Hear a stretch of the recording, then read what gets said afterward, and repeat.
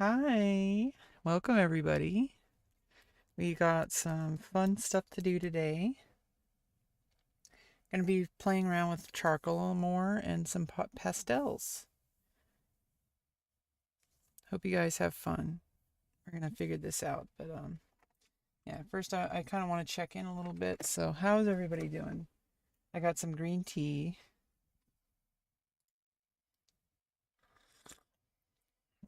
Yeah, we got some green tea going. Getting in the zone. So basically, I'm trying to kind of wind down from a bit of a hectic day. And I'm going to be working with some pastels and charcoal today. Basically, my understanding is that charcoal is really good for shadows and form, like getting like the values situated. And then we're going to be using some pastels. I'm going to have to try out how soft pastels work differently than oil pastels. And that's part of the journey we're having today. We're just going to like see how this works, do some blending. Oil pastels apparently really good at blending. Um, yeah, I'm feeling better and better. Getting stronger. You know, I had work today, so um, had to hold some poses for 20 minutes sometimes. Then I did the same pose for 30 minutes with a slight pause between the 15-minute mark. So that was a little bit intense, but now I'm kind of relaxed a bit. Had some green tea and some chicory root tea and having some more green tea and getting ready to play around with some art supplies. Okay, let's get right into it.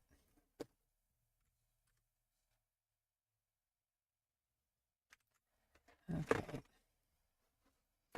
So basically, I need to fix up the desk cam. I think just like the autofocus is the problem and the low light compensation. Yeah, I think that's like the main problem. Right, oil pastels. Yeah, I got soft pastels. So these are the charcoals. These are compressed charcoals. So it's not exactly. Hey, Rainy, how you doing? We're gonna be doing some art today. We got charcoal and pastel. So these are compressed charcoals, which are different than vine charcoal. So it's not. They're gonna be a little. It's more permanent. But we're gonna be using it for. I don't know. We're just gonna kind of play around with stuff. I don't really have any particular thing in mind. I could try painting with the pastels. I could try painting these things. I could try painting the box. Hello from Brazil. Hey, Joseph. Um, I could try painting the box. Um, I could try painting this box. But anyway, yeah, those are the charcoals. I do have these holders that I want to try out. So we're gonna be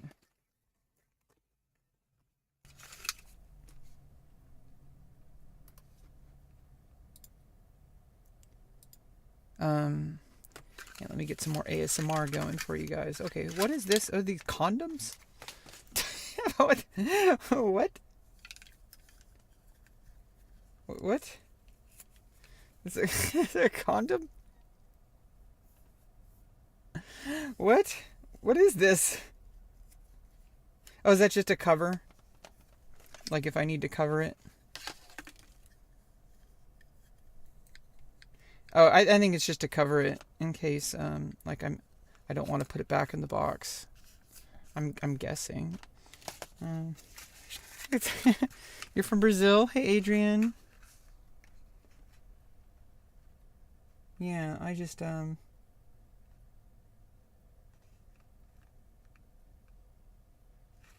I don't know what these are all about. We're just gonna put them over with my supplies. I do have nitrile gloves. I I do have a KN95 in case we worry about inhaling dust from charcoal, but I don't think it's going to get to that point. I don't think we have to worry about that, but I do have masks in case it gets to that point. So, having a mask when working with chalky stuff, pretty good. KN95. You're supposed to put it on your fingers, so I think you don't... Oh, it's for your finger. But, like, if it's only one finger, I'd rather just use a whole glove, Like... like, come on. Yeah, I could just be like... My mom has one. She uses it for her finger. We're not even going to touch that one. I'm just kidding. Yeah, so I mean, if it gets to if I'm working with super chalky stuff, we got the face mask, but I do have gloves. But also, like, that's what the holders are for. But I guess it's for, like, but then it's only one finger. She puts it on. Your mom does nails, and she put it on her finger. Yeah, I mean, it was like one finger though. How is that supposed to be useful for pastels or charcoal?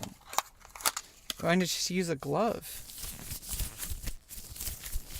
Yeah, I don't know. So, yeah, we got some extras over there. I mean, it's going to be useful.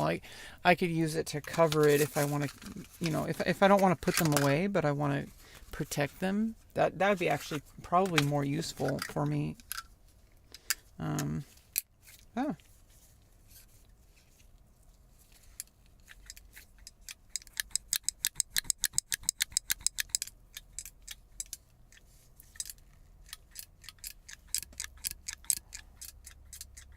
Quack, quack, quack, quack, quack, quack.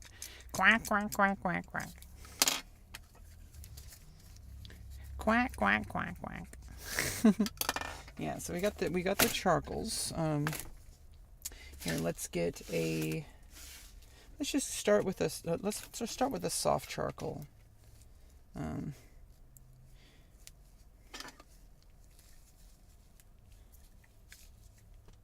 Okay, so I do it left. Okay, there we go. Yeah, we got a soft charcoal.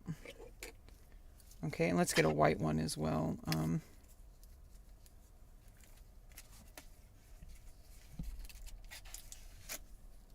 I do have the white charcoal pencil, but probably I should also get some extra scratch paper just to sit these on.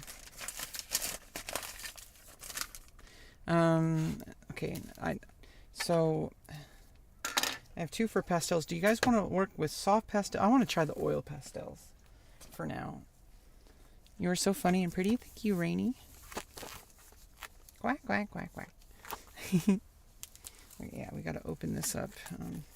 I may as well wear two gloves just to keep it symmetrical. Are you going to live stream tomorrow? Probably. To look at my schedule, but I'm live streaming right now too. Yeah, okay, let me fix this really quick. I guess I can use a pencil.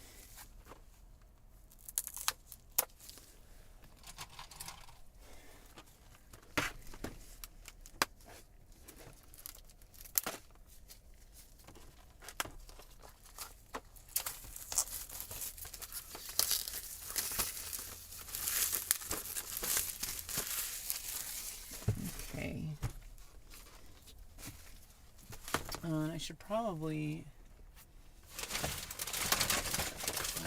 put some... We're going to work underneath it. Do you know Cat's Eye? No? I don't know who that is. Yeah, so basically got to get underneath it. Okay. Basically, okay, let's put the charcoals aside. So I got my charcoals. And, okay, let's take a look at the oil pastels.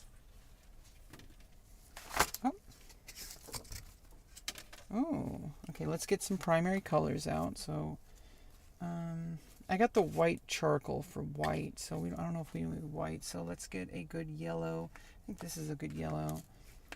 Let's get maybe like kind of orange and let's get a darker red there. We need a purple, and let's get a, what is this, raw sienna? And we need a, what is this? Is this sap green? Doesn't say the colors. I'm pretty sure this is sap green. And then we need like kind of a dark green over here. And then we need a dark blue. Let's get two different blues. That blue and this blue. And okay, we need this one, I think. And we got charcoal, but like let's use a black in case we need black. Actually, do we really need an oil black if we got charcoal? Can you draw my ancient future? Maybe. Your ancient future? So when you go back in time and you're going to live in the past?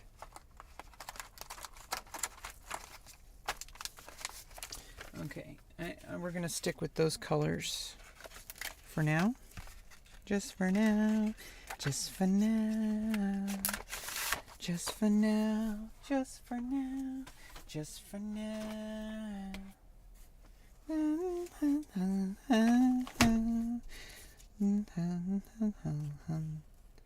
Okay, are we going to use this paper?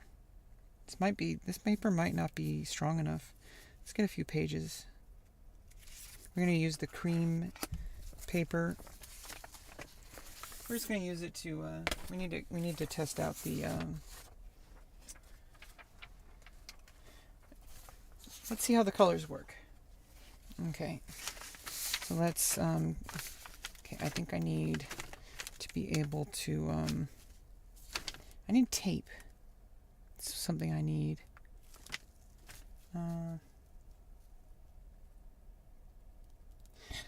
I think maybe we don't need to be working on this, or no, okay, let's keep that.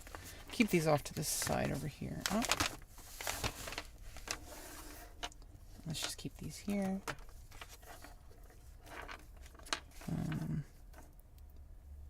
Oh yeah, put them off to the side over here. There we go.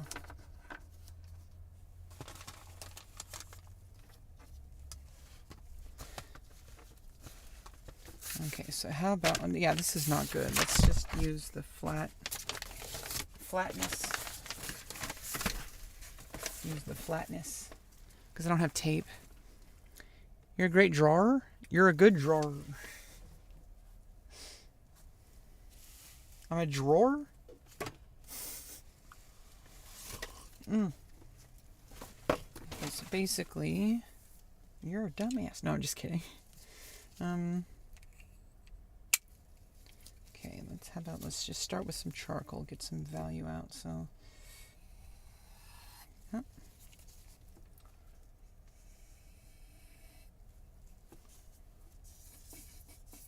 oh, it's kind of,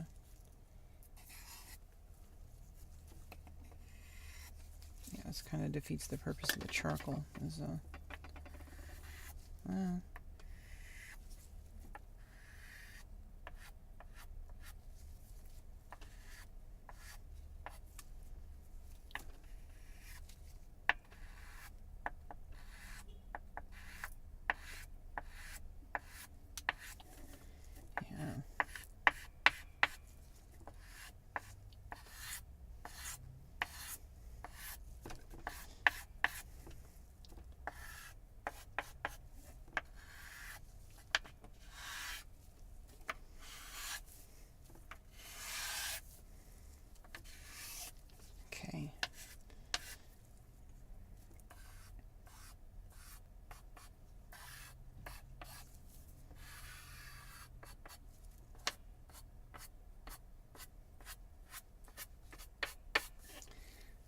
Well, whatever this is, we're going to see what it is.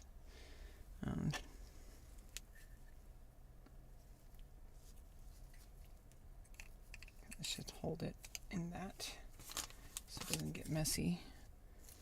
Okay, so I need some kind of side sheet. Oh, I know what I need to do. I need to get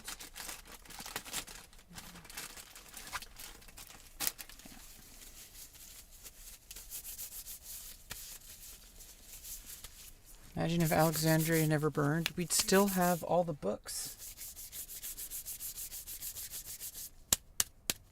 You new on the channel? You're going to sit in on your process? Well, thank you, Jamie Turd Pencil NYC. I don't even want to know how that pencil came to be. Okay, so like let's not go there, okay? Okay, let's get the light values out. Maybe we shouldn't use the... Okay, so let's use the charcoal, the white charcoal, to get some light values on the cream. Light. Okay, just as a base. Yeah, let's use it as a base. And I think I can just...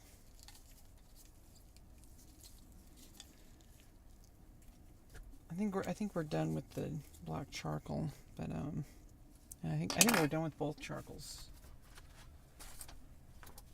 I just wanted to get it started with that. We're mainly working with the pastels.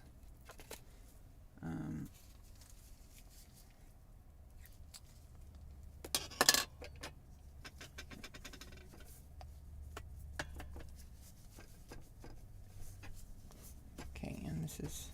I need to get some actual paper towels. I don't have any though, so we have to use... Maybe this will dry. Where is the charcoal? Oh, there it is.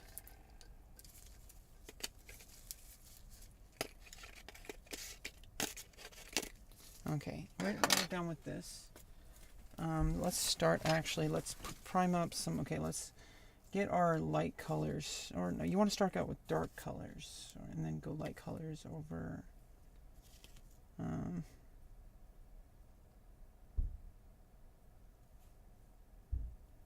Yeah, so let's get out a... Let's start with our dark blue here.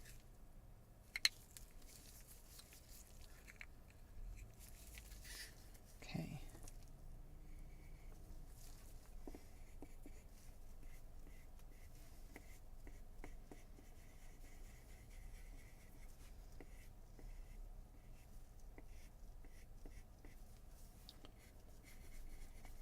Yeah, trying to get some value from this. Because it's compressed charcoal, I can kind of paint right over it.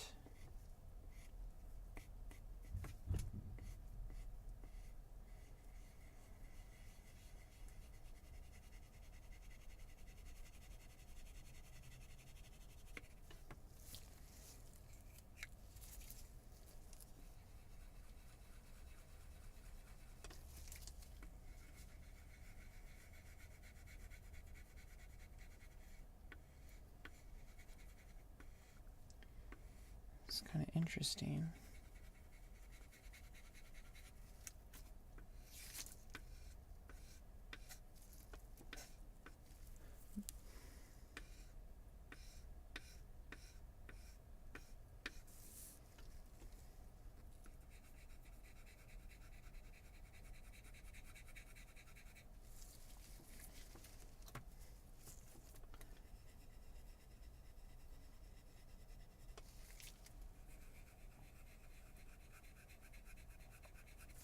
Okay, now imagine...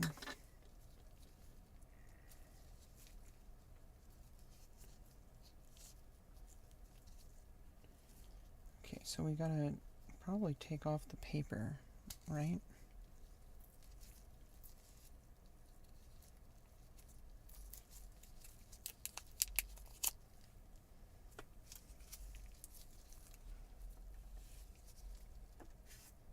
I guess we're just gonna work with it with just the gloves. These holders are nice for precision, but if we want to have kind of massive fields of value.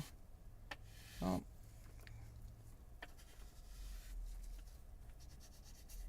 you know, I guess like working with pastels and chalks, you kind of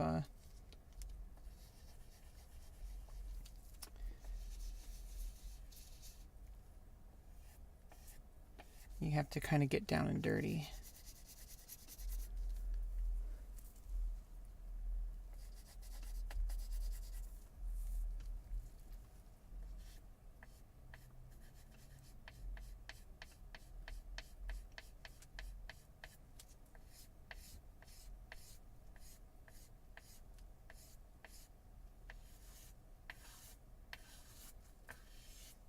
And I'm kind of manipulating the chalk with the pastel to make something new.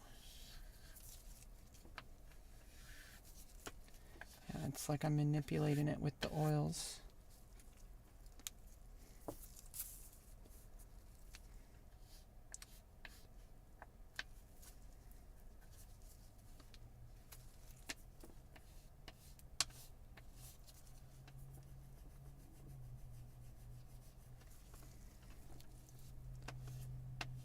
Okay, so how about...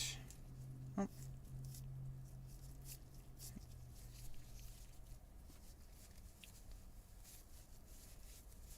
Okay, so just hold it.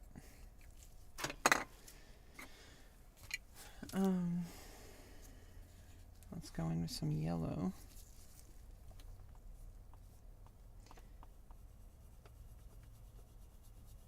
Yeah, see how it blends?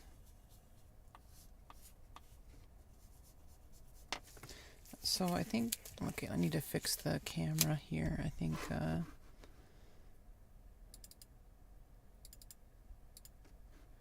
is it like not focused or something?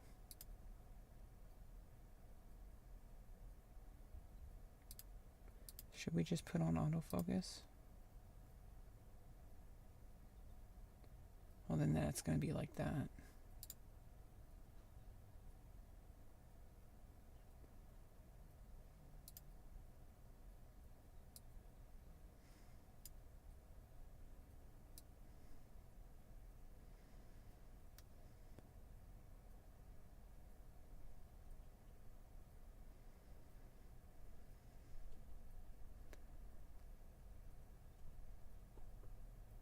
Yeah, I don't know.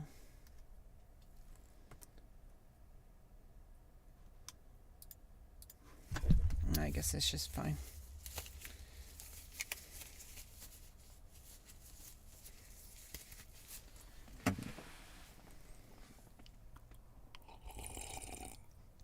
I have some nice green tea with me.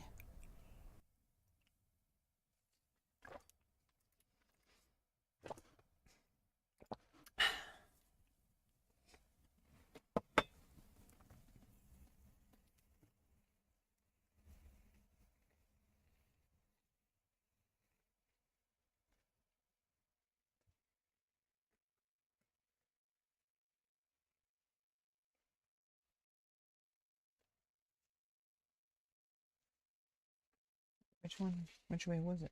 Oh. Yeah, obviously the one where the thumb is dirty. Okay.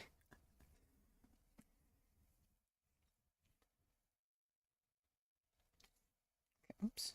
I think I kind of ruined it. Maybe, I guess there is no ruining. These are already designed to be ruined. Yeah, let's go in with the blue.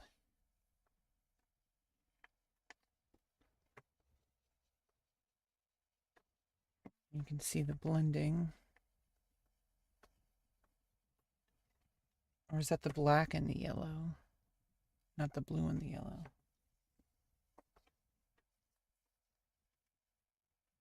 Yeah, black, well, I guess blue and yellow make green as well.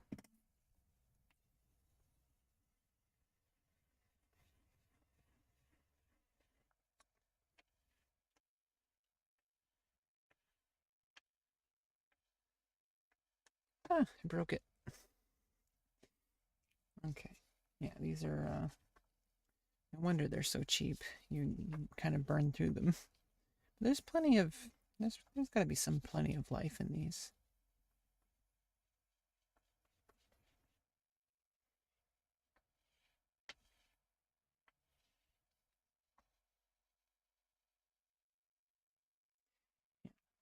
Go in now, some red.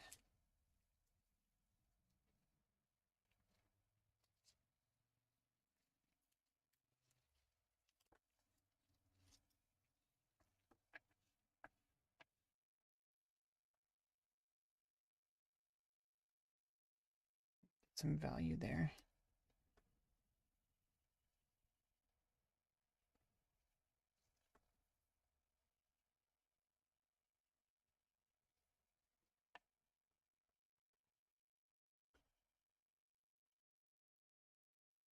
I'm just trying to learn how these work.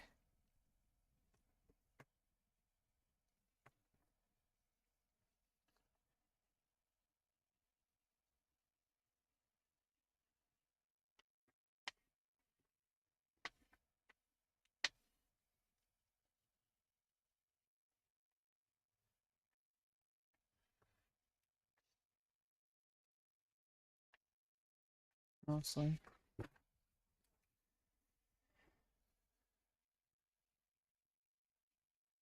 It's just kind of like a burn page, you know, trying to see what actually does how these function on different situations. Kind of like crayons, but I can tell it's more painterly.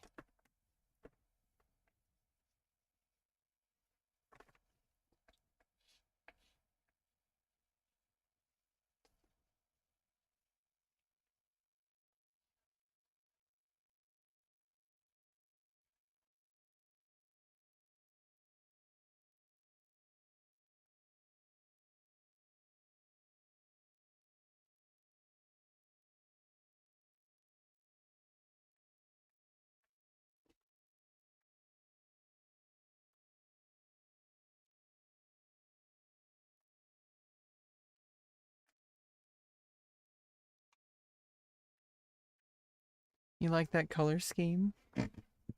Yeah, we're kind of just making like a amalgamation of colors.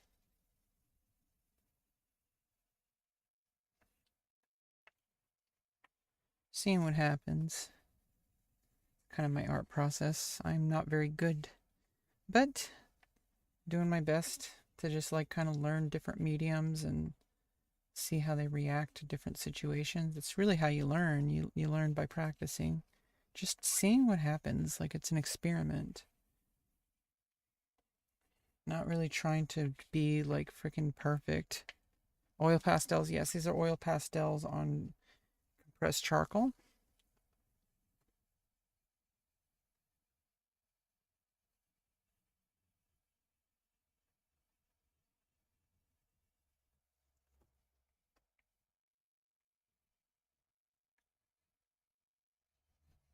Yeah, I just like I want to work with the medium, not against it. Not trying to force it to be something it's not. I want to see how it works on its own terms. I'm trying to attune myself to it, not the other way around. So it's going to have certain tendencies compared to different mediums. So I want to use that to my advantage if I understand how it works. So it's like that's really what the study is.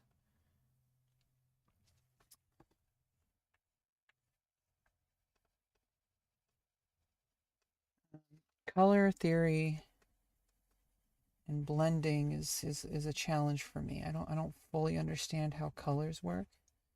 So I've been experimenting with different mediums like watercolors, like even crayons, like Crayola crayons. That it's a little bit different of a blending. It's more like ballpoint pen colors as well. I will dig up my colored pencil set as well to try to work with blending via colored pencils. But different mediums have different versions of blending, And so, like, acrylics is very different than oils, which is very different than pastels. Oil pastels are very different than soft pastels. I haven't even touched my soft pastels. We just opened up both of them this stream. I'm working with the oil pastels first with the compressed charcoal. But basically,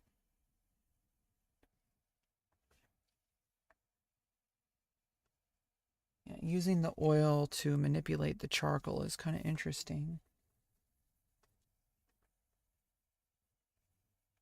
Like it makes it deeper, gives it more depth. I might be cheating by using oil with the, like I'm cheating depth. It's like I'm cheating depth. It's like I'm cheating depth by using oils and colors. But it's okay. We're just experimenting.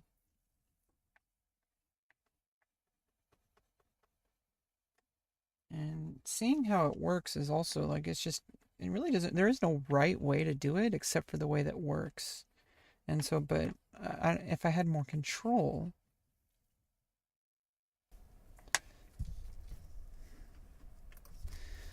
like if I had more control, then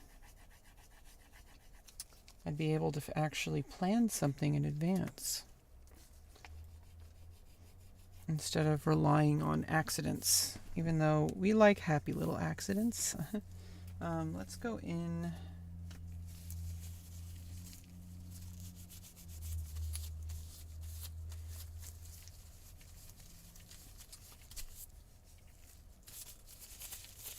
Let's try to actually get in some purples here.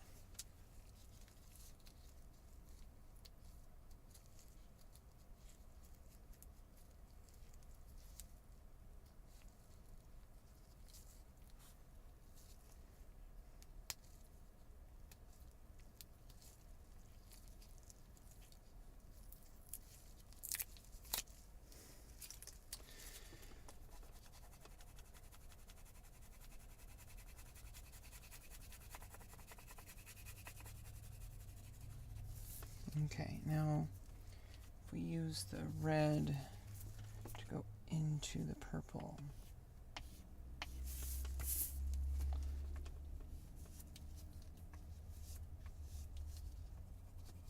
Oh.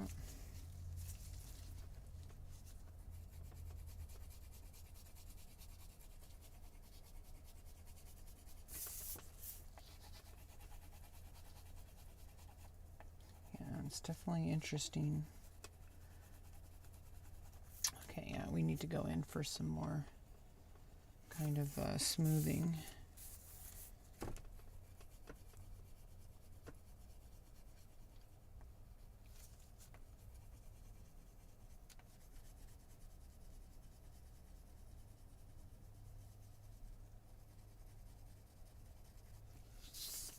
Ooh, nice and like velvety.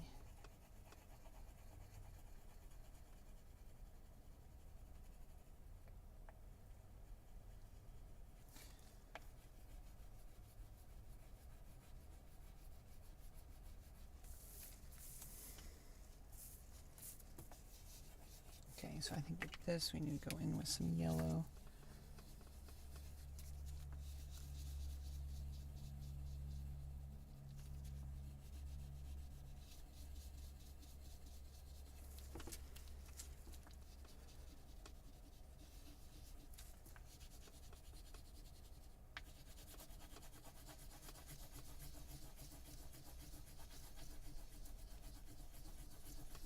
Ooh, well, that's kind of interesting because that's kind of a blur effect.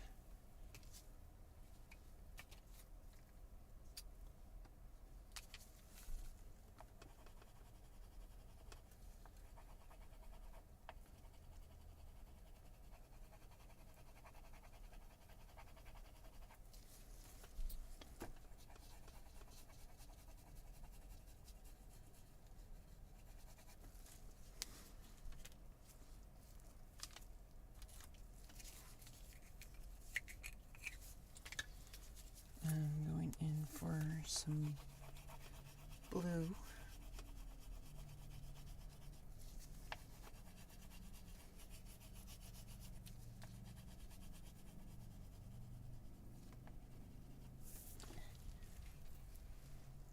Okay. Yeah, it's just kind of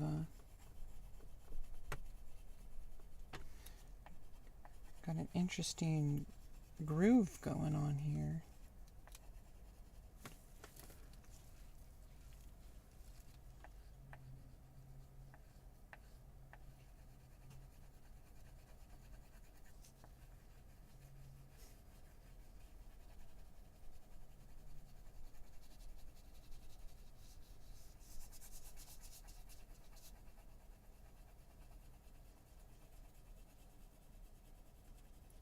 Blue kind of floats on top of the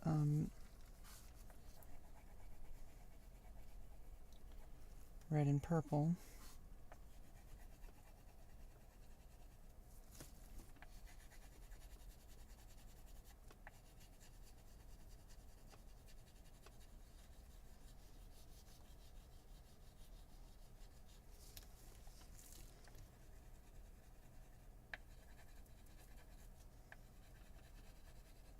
Maybe this paper is a little bit too light for this, but it's okay. It's not a big deal.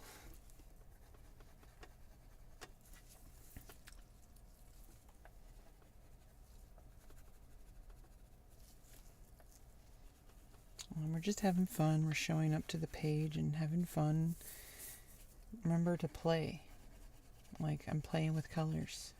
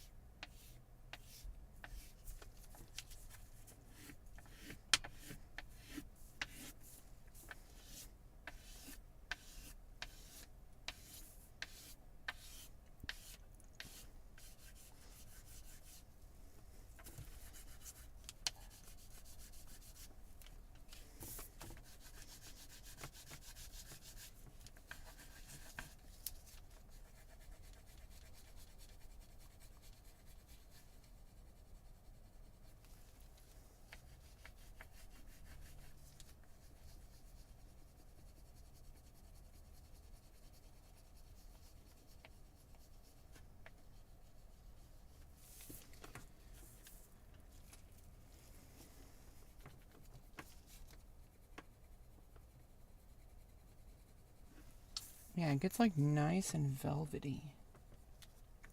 I like it. Like I like how at a certain point it gets like super velvety.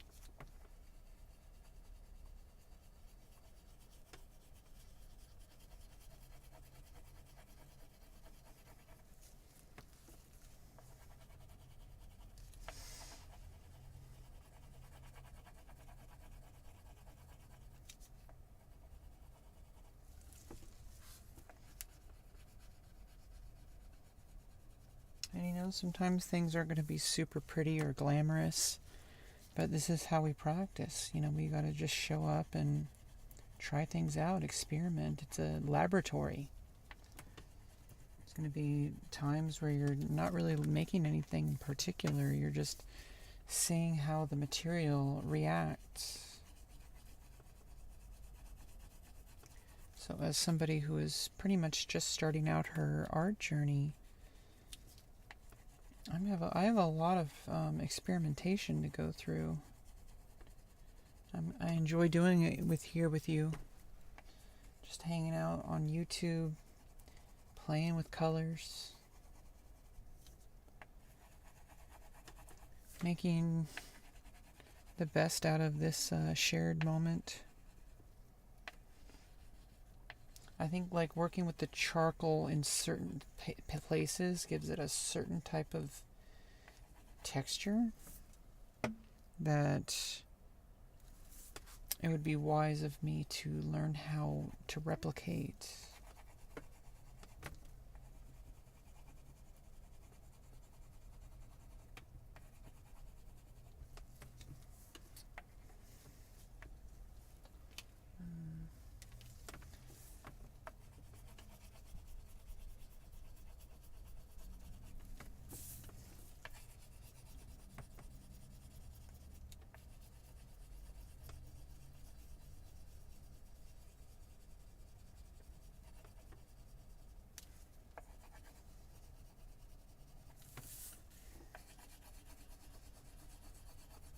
And the oils with the charcoal have like a synergy, and it creates like a really smooth, velvety, darker version of the color.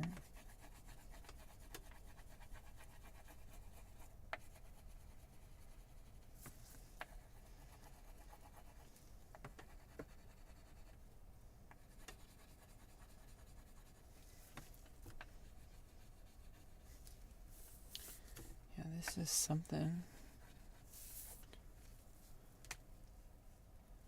Okay, now we want to go in here with, I think, the blue between the red and the purple. I think there's like a, yeah, I think that's the way to apply it. Like just push it into the page. You're doing great. Oh, hey, thank you, Jamie. You have to push it in, like,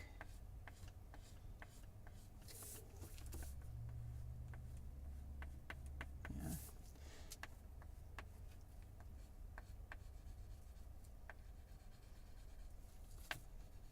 Yeah, it has like a smooth feel to it when I don't want to press too hard. It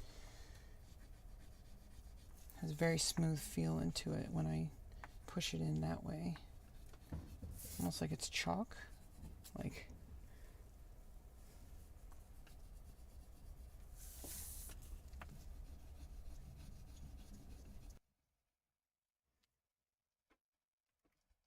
okay.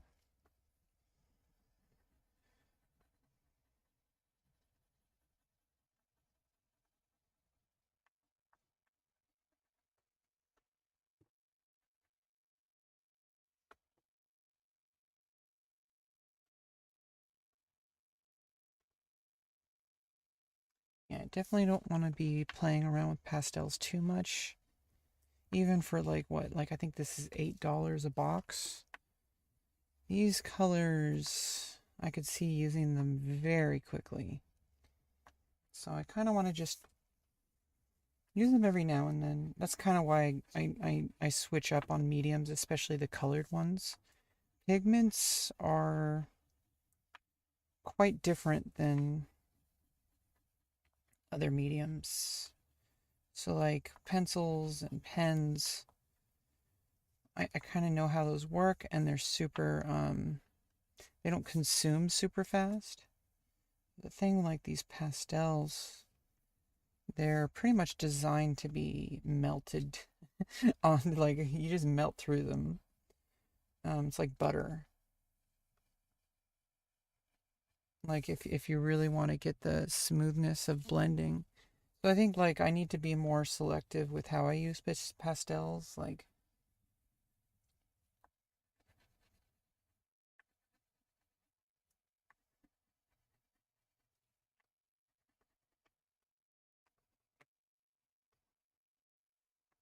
but you learn by doing. So every now and then I just have to, burn through some pastels. It's still cheaper than using up like other paints. Watercolors though. Watercolors I can probably make last. I can, if I want to work with colors, I think I should probably stick with watercolors or acrylic. But even then, I think watercolors are going to be my main. Oh, besides crayons. But like crayons. I love the multi-camera. Hey, Shogi Explained. How have you been? Missed you.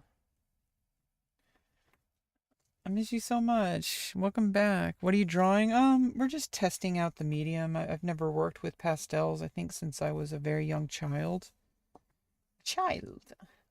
And I just kind of want to, kind of pick up where he left off. I kind of fell out of art somewhat early in my childhood, and I want to rekindle it. I kind of want to see where art can go if I don't give up. Well, thank you, Kuba. Um, because I've always given up every time I've attempted to do any kind of art, and so right now I'm in kind of a renaissance of my life. Shogi Explained knows everything about, not everything, but Shogi Explained knows where I've been the past 6 years and what I've been going through, um, with all my surgeries and such. So I'm done with all that as of 2 years ago, and I'm just trying to reclaim my identity, reclaim my life. You just got back from the month-long trip to a... Oh, I'm sorry to hear that, Shogi Explained. Yeah, it could be very helpful. Every time I've gone to the hospital like that, it was very difficult, but every time I've gone, the last time I went, I checked myself in. And so it was like sometimes you just got to work through some shit.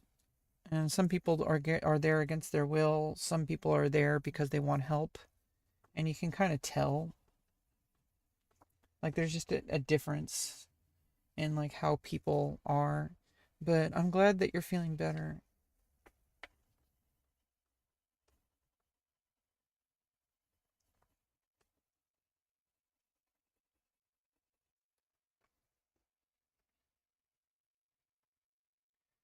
Basically, I've been trying to reclaim all the things that I basically gave up on when I was a young child, and I'm trying to reclaim them as something I am allowed to do. And I made my most recent video. If you haven't seen my most recent video, Shogi Explained, my most recent video is called The Core Wound, where I talked about this. And it's like, it's kind of like I've opened up something through art that was, I thought, something that was closed forever. And so now I'm starting to make that long, like kind of that long-term discovery of what life can bring me. Okay, let's get some more. Here, how about we try this gray? Yeah, just to get in some kind of juxtaposition of this. Get some gray. And the way it blends, like, ooh, look at that.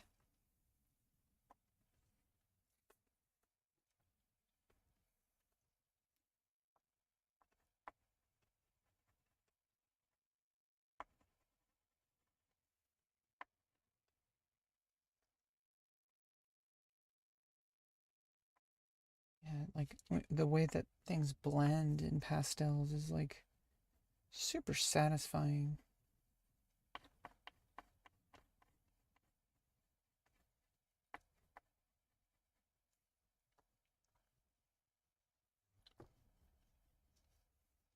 Okay, gets a little bit of like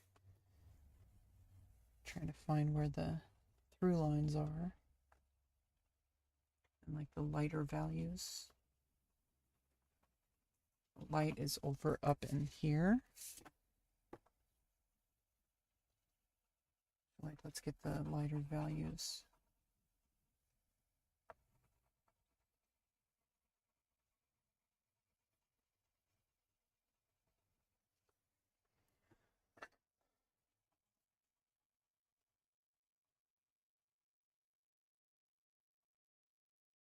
Get some extra texture there because of the white charcoal.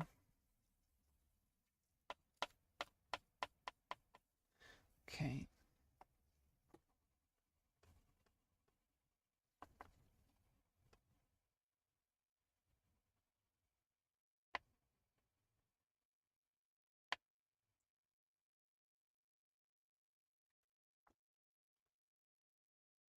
Are you filling up the borders? Nope. Just kind of playing around and seeing where my mind takes me with this. Oh,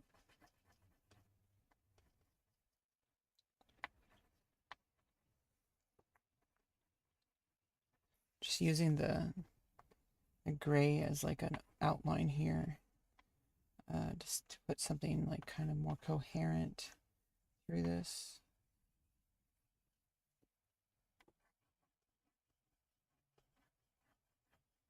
Just like a smoke over it of some sort, but it has like a architecture about it. Even though it's like smoky, it's also solid. I don't know how to explain that.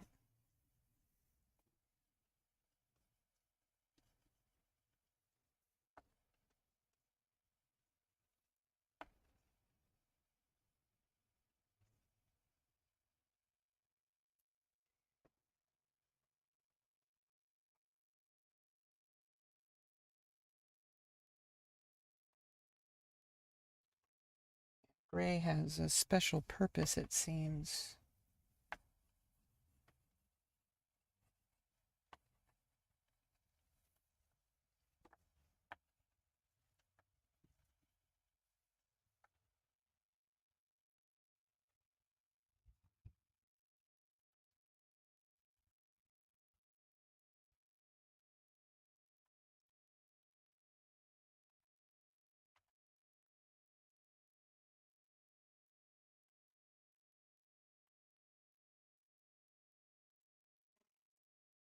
Rediscovering your inner child is so relatable. I also need to start doing this. I want to watch more Star Trek. Yes, watch more Star Trek. Do it. You just randomly stumbled upon the stream, but have you had any surgery for your voice? No, I trained my voice. It's pretty much my natural voice. Like, to be honest, it did take time, but very different than it was 6 years ago. But I try not to think about it too much. I just try to think of life as one day at a time, you know? I'm not really trying to. What I've learned over these past 6 years is that if you treat things as like, oh, I'm living for, yeah, I don't know. It's kind of complicated because things really needed to change. And then they did. And then it felt like it's like I forgot what it felt like to be miserable, um, which is the point. But I feel like it also kind of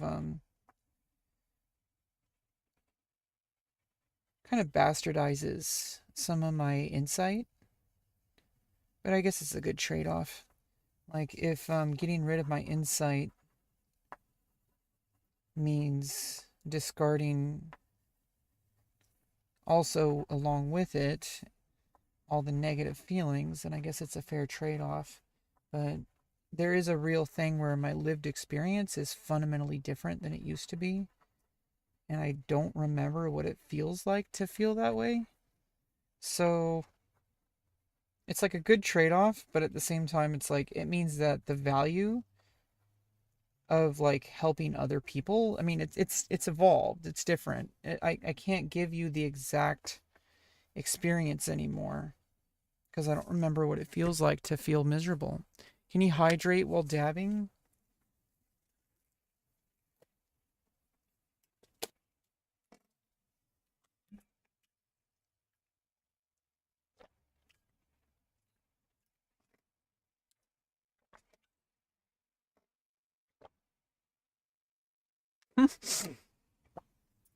Yeah, well, thank you for joining the channel. Glad to have you here. It's been a wild ride these past 6 years.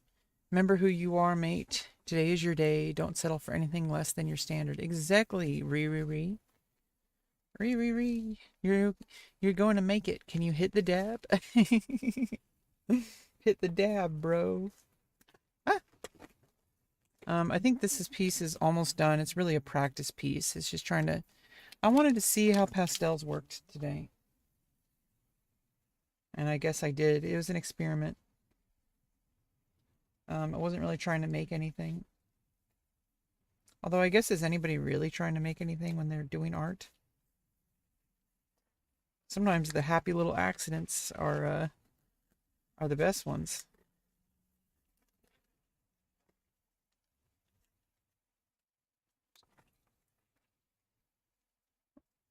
Know who you are. Yes, Joshua. God blessed. Thank you, Jody.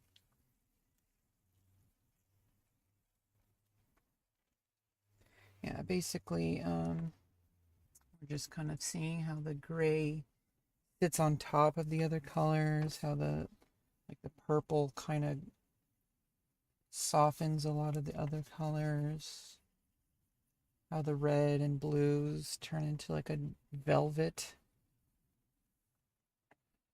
when monocolored.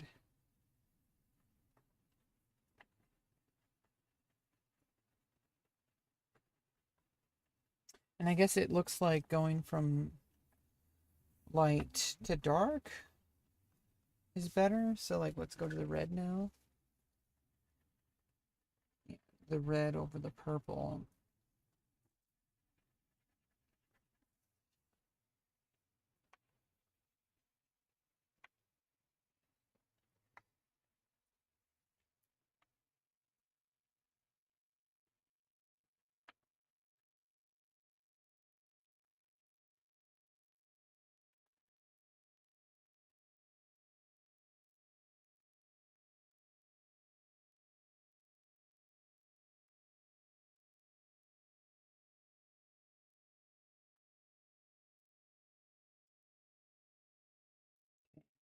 I think basically I'm just gonna finish off with some gray on this corner.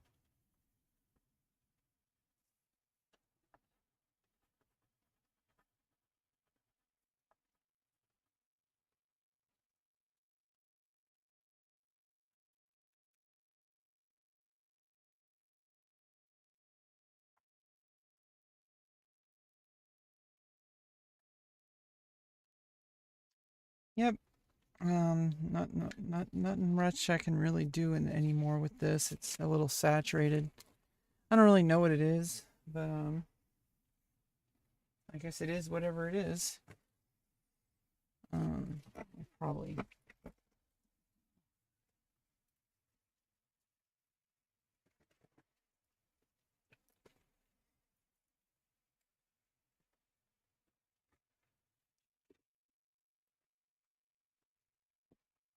Let's I have a kind of a habit of signing things when I'm done touching it. And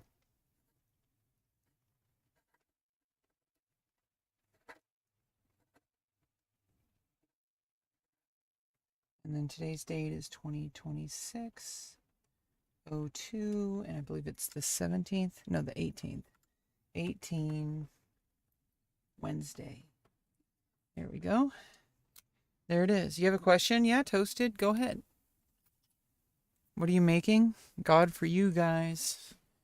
It is whatever it is. I don't really know what it is. It was just basically a test of pastels. Oh, I probably should have kept the gloves on to put the pastels away. Oh well, it's fine. Let's put the charcoal away. Already did, but I need to put it down, bot. Put it down. Put it down, bot. Put it down. Yeah, let's just kind of tuck these away in the corner. These are holders that are probably useful. I think it was just better to just kind of take off the, rip off the band-aid and just get down and dirty with the gloves rather than trying to use these holders. But these holders, I can see how they can become useful.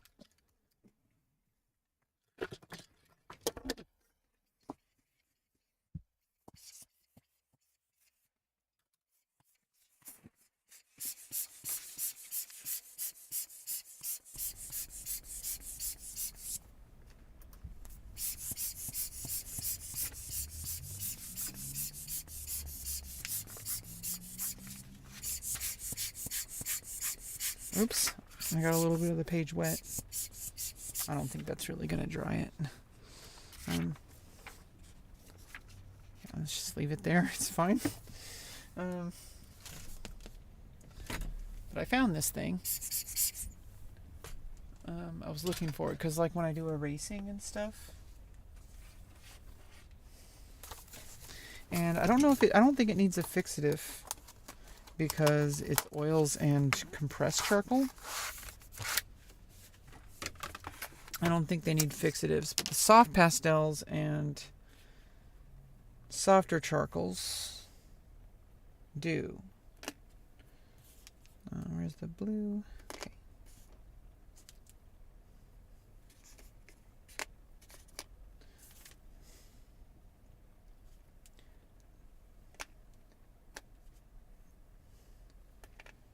I should probably... Yeah, this is like... I don't know if I should do this. Yeah, you just like wipe them off, right?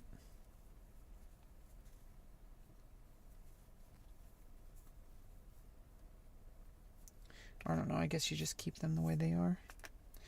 I'm guessing when you're using pastels, you probably always get, like, if these are so cheap that if I was going to do something, I probably am just going to expect to, even if I'm not, obviously not always going to use every single color, every time I use pastels, I should have the mindset that I'm going to use all of them and that they're going to be thrown away afterwards.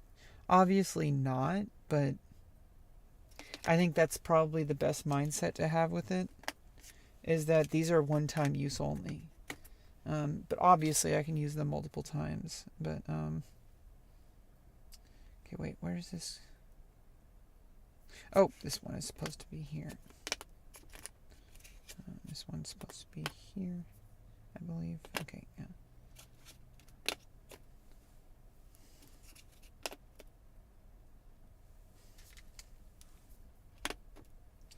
And there we go.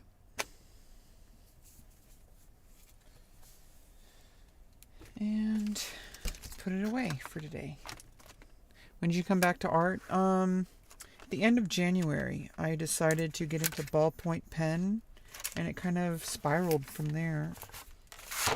I got, I got a bunch of art supplies. I probably spent more money than I should have, but I got a bunch of art supplies. These are some kind of throwaway brushes. I got some new watercolor brushes.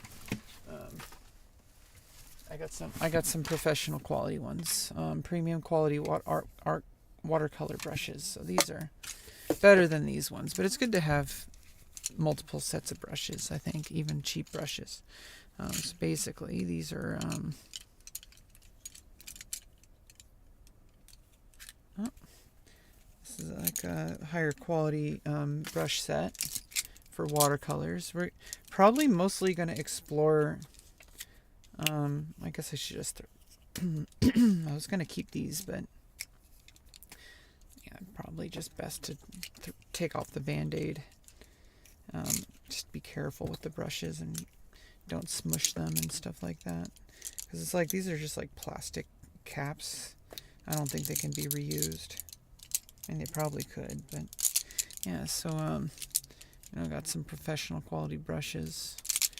Watercolors are honestly probably going to be besides crayons, because I did pick up a couple of boxes of crayons. Okay, crayons are a different kind of color. Like the blending is optical, kind of like ballpoint, but like a little bit more responsive. They're faster than ballpoint, so it's like ballpoint's more meticulous, but you have more control, and it has a special type of blending. But they're both optical blending as opposed to like acrylics or oils or watercolor that blends kind of that way. I got multiple stuff, multiple grips and gum erasers. I got acrylics. I got watercolors. I got oils. We're not going to use oils till I actually move out of this place. It's kind of like a goal of mine. I'm going to use it as like a way of like getting through this part of my life. When I finally moved out of here, that's when I'm going to start thinking about using those canvases for oil painting. I'm going to start using them only when I move out of here and put this part of my life behind me.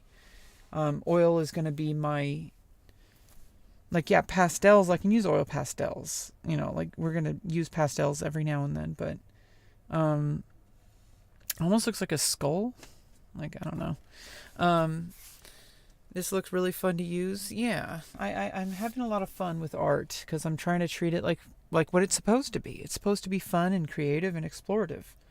I think I made that video. If you really want to check out the longer version of this, I made a video of a speech that was talking about the core wound.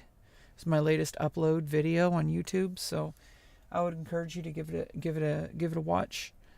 Where I talk about basically what happened is I was convinced that,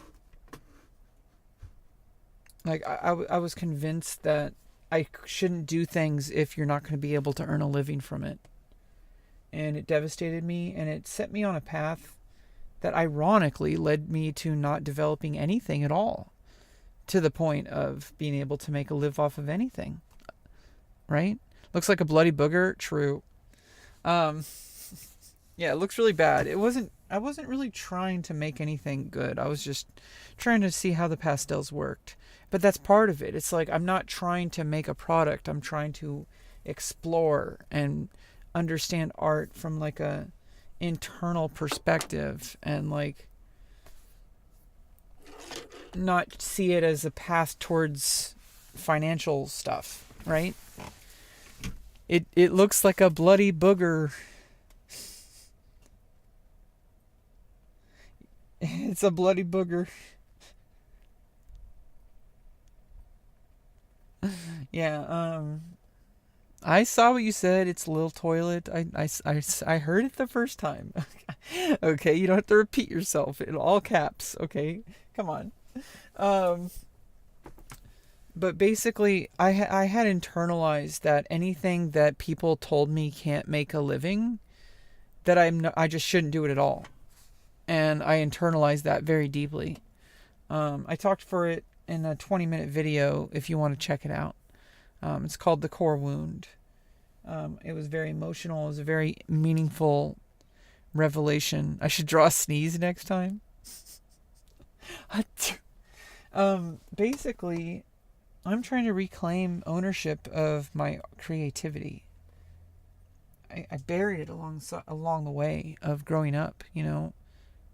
And I think, like, I'm 38 years old now. I don't want this to die. I don't want art to die again.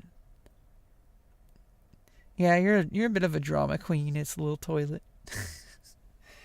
So basically, I decided that I'm not going to waste away my life avoiding things that people told me I shouldn't do just because they have an opinion about it.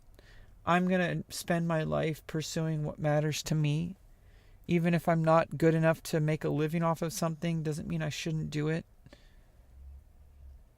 And ironically, if I treat it that way, I might actually be good enough to make a living off of it. If you actually treat it as something that you can develop separate from a career, like, ironically, that's actually how you get good at stuff. This is what art should be about. Yeah, it shouldn't be focused only on making monies. Yeah, it's nice to get paid, but I mean, I'm not going to get paid for my art. That's not a goal of mine.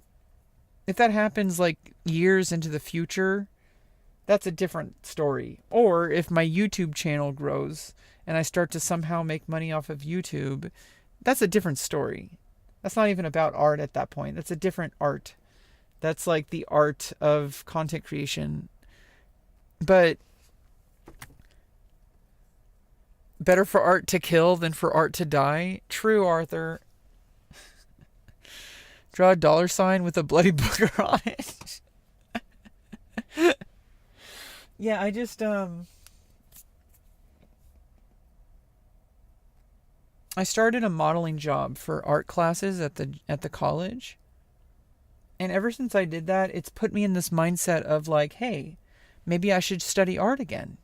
And I'm self-studying, so it's not like I'm getting formal instruction. I'm not like trying to learn art at like a super accelerated pace with like a path towards some kind of college degree or some kind of career. I'm not trying to treat art that way. I don't want to go at that pace anyway. I don't even think I could do it. But I am modeling in an art class, and I'm kind of passively picking up on the on the ideas, like thinking like an artist in order to be a better model, right? I need to think about them doing their life drawing of gestures and doing more detailed work, using my body as a reference. I need to be able to think like an artist in order to help them the most. And so it's like by studying art myself, it makes me a better model.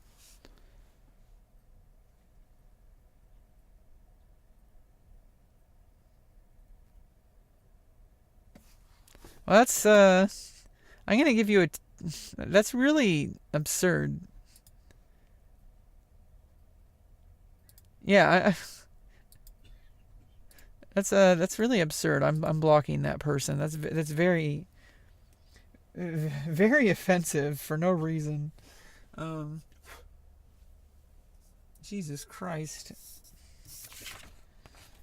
You got some like anti-Islamic people in the chat.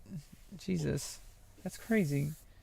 Um anyway, basically I have been trying to reclaim my life these past 6 years. And so now I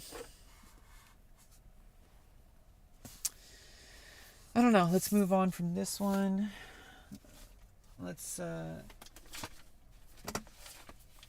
just kind of get back into a more kind of steady rhythm here. Let's are we tired of the cream? Are we gonna do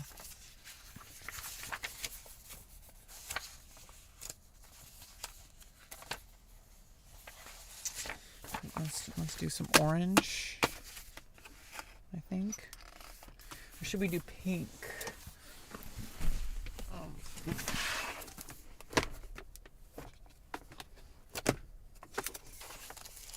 This is all white, and these are like those kind of neutral colors and black.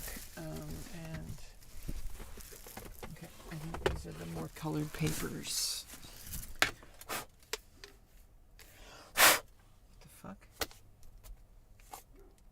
Okay, whatever that was. Ew. Okay. Yeah,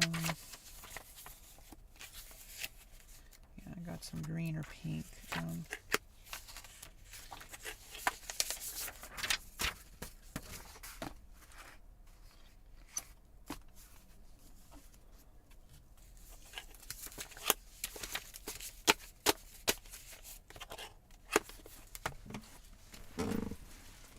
Okay, yeah, let's just get our old pencil back.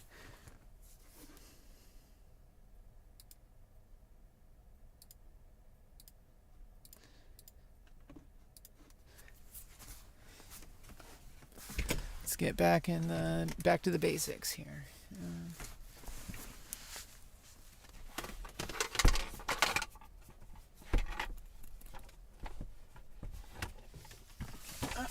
I got my lap desk here, and I got my mechanical pencil.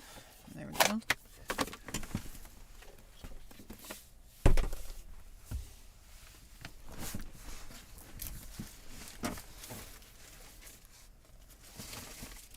Okay, I like this mechanical pencil. I like this mechanical pencil because basically it's a Pentel Orange Nero. It 0.5 millimeter. Basically, you only need to click it once, and it keeps the graphite lead at the same exact tip, just the tip, and prevents breakage that way, and also that basically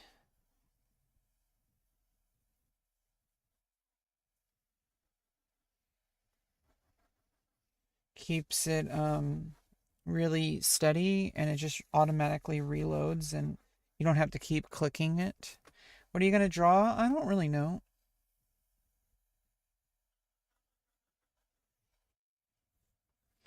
I usually just kind of, at this moment, my success condition, because I have a history of giving things up around this time. This is week 3 now of getting back into art. And it's around week 3 when things become the hardest to turn into a real lifestyle change. To go from just a novelty of like a recent, like, to like an identity. Like, I am somebody who shows up long term to this thing. That's a hard thing to do the first 3 weeks. Like the 3 week point is usually when people give up on something new. It's actually kind of researched. Um, like usually after about 3 weeks, like initially, like when people make New Year's resolutions, right? You have a cool outlook on many things that I wish to have someday. Do you have any advice for young trans women? Any advice on how to care less what others say and think? I wish I had good advice. I had to learn things the hard way. And I guess just get used to learning things the hard way. No, basically the biggest thing is just focus on what you need. Other people aren't going to get it. Family members might get it, family members might not. Friends might get it, friends might not. That's their own that's their own journey. You're on your journey. And the thing I wish I realized is that from the beginning, if I had to do it again, I would have stopped caring what other people thought way earlier. Um, People, if you spend all of your energy trying to change everyone around you, that's energy you're not spending on yourself, and you need it the most because you're trying to get your surgeries or you're trying to get whatever you're needing.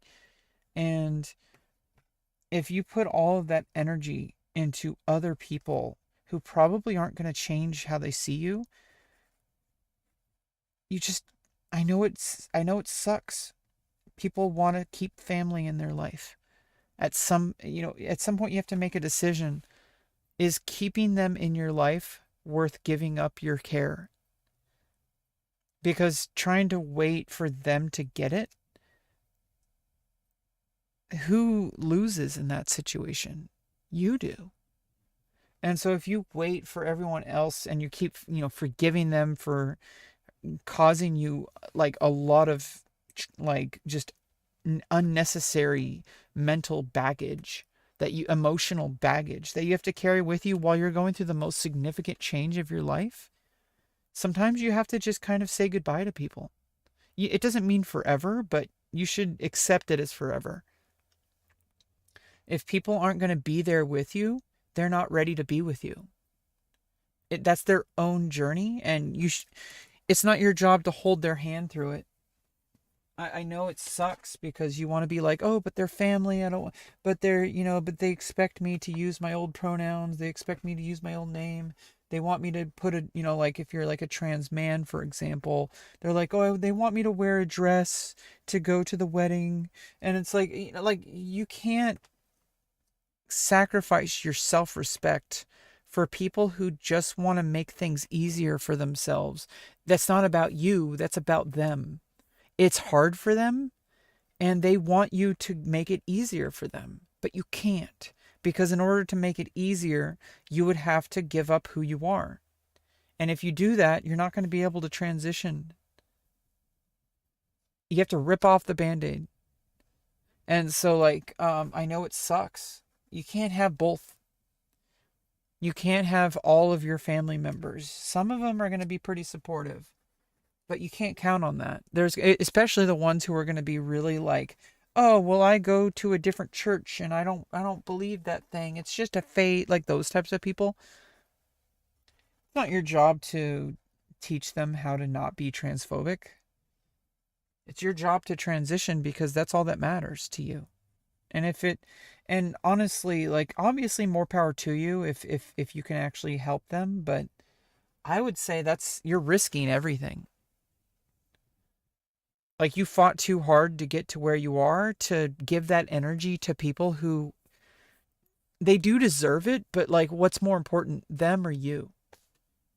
Like they're going to adapt anyway. Just do it without them and let them catch up because they will if they matter. And also don't tell them, show them. It's going to be easier for them. Like I know that it's really kind of not something that people want to hear, but the reality is that if you once you go through your transition like with hormones and with surgeries, it makes it a lot easier for them. It just does. That's my experience. Like some lady in this grocery store today, like just like didn't like she was talking about like me. She was like, oh, she was trying to make. It was one of those old ladies that's like trying to make conversation in the grocery store, and she's like looking for something. She says, oh, it looks like you need a PhD and multiple phones just to find anything in the store. And I'm like, oh yeah, I'm actually looking for something. And she's like, oh, did she find it? Like she did not think first. Like she just automatically used she pronouns, like female pronouns for me. Like one time I was walking across the street and I was just like wearing my normal outfit, and I don't even think I was wearing a dress or anything like overtly female, like as far as clothing goes. And there was like a man, and he had like his 4-year-old daughter, and she pointed at me and she says, oh, I like her hair. When that happens, it just makes it easier for people. That's why we transition, because it makes it easier for us, but it also makes it easier for the people who have a hard time with that. And honestly, it gives me a peace. Like it gives me a lot of peace knowing that I don't have to try that hard to just live my life anymore. That there's no like awkward silences anymore. Like early on in my transition, like right when I started hormones, there was like extremely awkward silences. And like people who were like, you could tell they were very uncomfortable around me. And then as time went on, it's just like, well, now that doesn't even happen. If I tell them I'm trans, they're confused because they're like, wait, which one are you? Like, because I think when you tell them you're trans and you look like the way I do, some people might be like a little bit confused because they're like, wait a minute, I thought you were female. And I'm like, yeah, that's what I just said. And they're like, oh. Like they thought that I meant that I was like gonna transition to a man. Like when you get to that point, like then you went full circle, But either way, that's not even the point, right? The point is that you have the inner peace, and you can't have that inner peace if you spend all of your energy, like the whole, maybe this is controversial, but like the whole, it's ma'am. If you have to yell at the top of your lungs to tell somebody your pronouns, maybe it's not worth trying to tell that person your pronouns. You shouldn't have to argue your gender with somebody. I know that it's so hard to resist the urge to yell at somebody to gender you correctly, but that it's almost like it's like you're just proving their point. Like if you have to argue with somebody about your pronouns, they're never going to accept your pronouns, even if you were like the most female, most beautiful person on like woman on the earth. If they're convinced that you have he, him pronouns when you clearly present as female, it's only going to just make things worse. Like those kind of people, they're not going to be convinced. And if you have to fight to convince people of your gender, then put that energy inward, not outward. Like I think it's just like, I know it hurts and it's humiliating and you want to defend yourself. But what I've learned is that you can't police other people's thoughts. And you wouldn't want to if you could. That'd be terrible. But it does suck because people are going to just be very opinionated, and they're going to think that they should be able to misgender you. They're going to think that it's like that you're some political thing going on, or whatever they're going to think is bullshit. And you just have to kind of like throw that away. Just live your life, put that energy into yourself, your relationships that matter, people who are supportive. Focus on your inner peace, focus on your life, focus on your job, focus on your career, focus on your hobbies. Like you they already took so much from you, and you're going to give them your anger. They shouldn't have that power over us. As soon as you start doing what they expect you to do, they already won. And it's like that's what happened to me. I just kept shouting and shouting and shouting, trying to change things. You can't change their mind. You can only show them and hope that they catch up. Eh.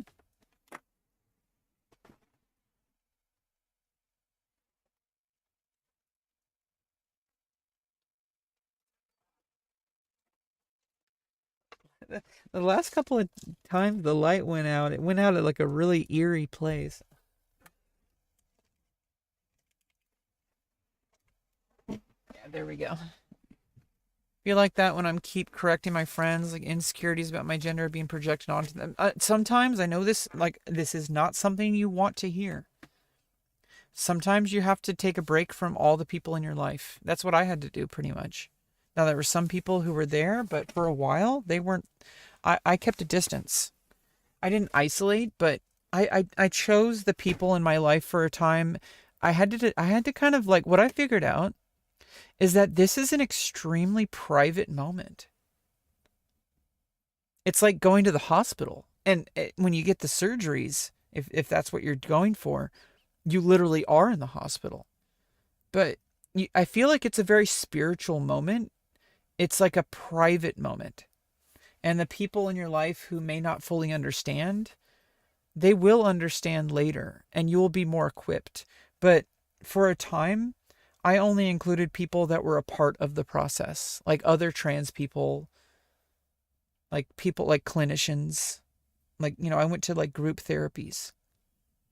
It was a very spiritual time in my life. It was almost like you're just going on like you're a monk.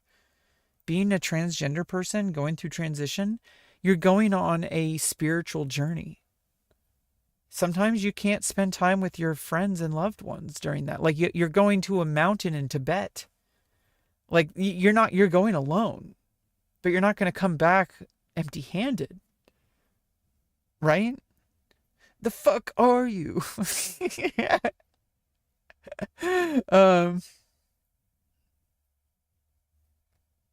and a lot of the times, like sometimes people yeah, like sometimes people genuinely make an honest mistake and we feel it so much deeper, which is why I think sometimes we need to treat this like we're climbing a mountain for a spiritual retreat, but it's like prolonged. At least that's how I kind of eventually found it. It was like I went to Tibet and climbed a mountain and spent time in a temple. Because you can't really spend time with your friends. They're all like kind of living their life as usual. They're going through the ups and downs of life, but like they're on a different level than you are. Sometimes you got to take a little bit of time away from that, and then you spend your time transitioning, and then you kind of slowly integrate back into that, and they notice a difference. And it's easier for them because time has gone by. And also, like, hormones do their work and surgeries do their work. And then literally like it's easier for them to see the new you than it is to cling on to the old you. And I think sometimes it's also if people have known you for years and years and years, like family or very long-term friends, I think there needs to be a time if they're not going to be 100% like supportive, because there's people who are going to be like super supportive and they're part of it. They're part of your journey. They're part of the process, right? They're involved. They're like taking you to the hospital and such. Those people are very special. Those are people who you should be giving your energy into. But nice crafty Karen taking a dump. um Pray for sacred all-seeing eyes auntie who is fighting against constipation. Um so basically, Yeah, may you turd soon and swiftly. Um, and without strain. So basically, except for those very meaningful people who are going to be like, we're in this together. Those are people like a supportive spouse or like a close friend or a very close family member. Unless it's somebody who's literally going to be there with you, you might have to take a break from the rest of your people in your life and find new people while you're going through the transition. I know it's something you don't want to hear, but you can't have both. Like you can't spend energy catering to their needs because you need that energy. If you're going to make it through this, you're climbing a mountain, you're staying at a temple, you're meditating. If they're all out like, laughing and drinking and talking about TV shows and stuff, you can't be doing that when you're going to a Buddhist temple, right? You're in Buddhist temple mode while you're transitioning. And if you don't literally treat it that way, obviously, but you might. But if you're not like willing to go to that extreme, you could at least keep that in your mind that you're on a different level than they are, which means it might be time to put some distance between people who knew you in the past and meet some new people. New people who are at least temporary people who are going to be understanding of it. And not trying to correct everybody and fix them because that's not your job. That's their job. They're transitioning with you and they're taking it harder than you are. Because for you, you knew you were transgender for a very long time before you even told anyone, most likely. And you're also the one going through it. They're not going through it in your level. They're going it by seeing you. And for some people, that's really hard if they've known you your entire life. And you kind of have to learn to let them do that. And you don't have to be present for that. And if it's hurtful to you, if it's painful, you definitely shouldn't be present for that. That's my biggest advice to you. I know it's not what you want to hear, but it's truth, at least from my experience. I know that you asked for advice for young trans women, Kuba Pozniak, but that's the harsh reality. This is a meaningful change to your entire existence. Hell yeah, it's going to be bumpy. It's going to be life-changing. That's why we get the surgeries. It's life-changing. This is the kind of thing like climbing Mount Everest. Like this is like going to the moon as an astronaut. Like you're doing something majorly overhauled, but it's internal. So it's more like a spiritual enlightenment than like a accomplishment. Like, right, if you were an astronaut and you went to the moon, people are going to remember that. People are going to notice that. Some people are going to notice it, but a lot of people are not equipped to notice it. They see it as a crazy thing. They have like a weird perversion in their mind about what you're going through. You can't expect them to get it. And that's the biggest advice. Don't expect people to get it. Either let them figure it out on their own. But if it gets to a point where it's taking away from your mental health, you might just have to say goodbye. And goodbye's not forever sometimes, but it might be. You might have to brace yourself to say goodbye to people that you never thought you would need to. But just think about it this way. This is the straw that broke the camel's back. If they can't accept you for who you are now, and it doesn't look like they're likely going to accept you very soon, would they have, like, all it took was one thing for them to completely abandon you, then maybe that's like for the best, right? It took one fact about you for them to just completely change what they thought about you and whether or not they respect you or support you or not.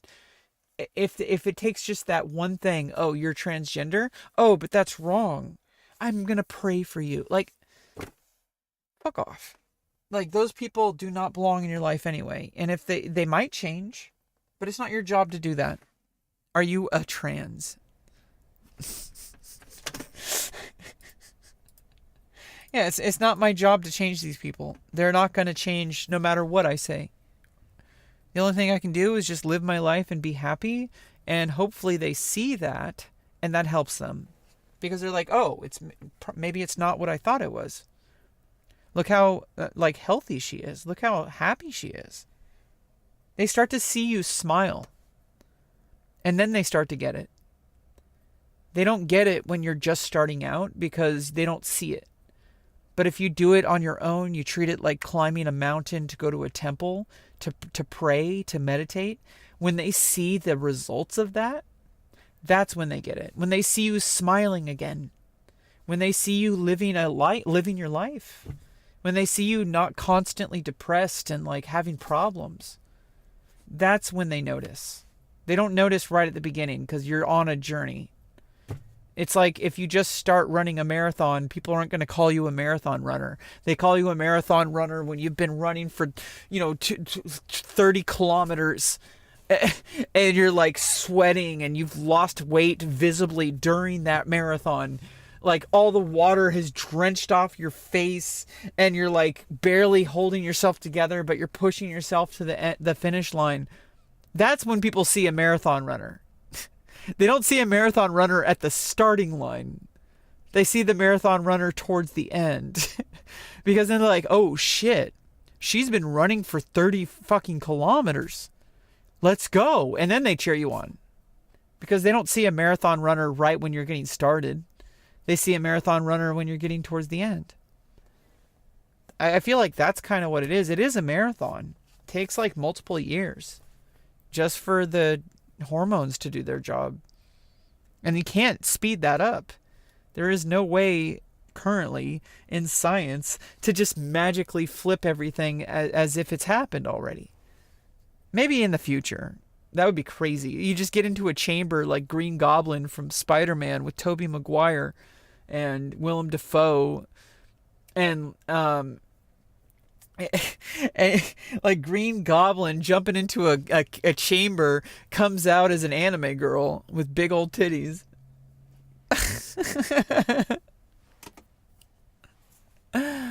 Yeah, anyway, I hope that helps, Kuba. Yeah, it's something you need to hear. It's painful. Everything you say is so powerful and speaks to me so much. Don't ever say you don't have any good advice. Yeah, well, I'm glad I helped. It is painful. Some of the best advice is not always advice you want to hear, but it sounded like you were prepared. You came to me, so...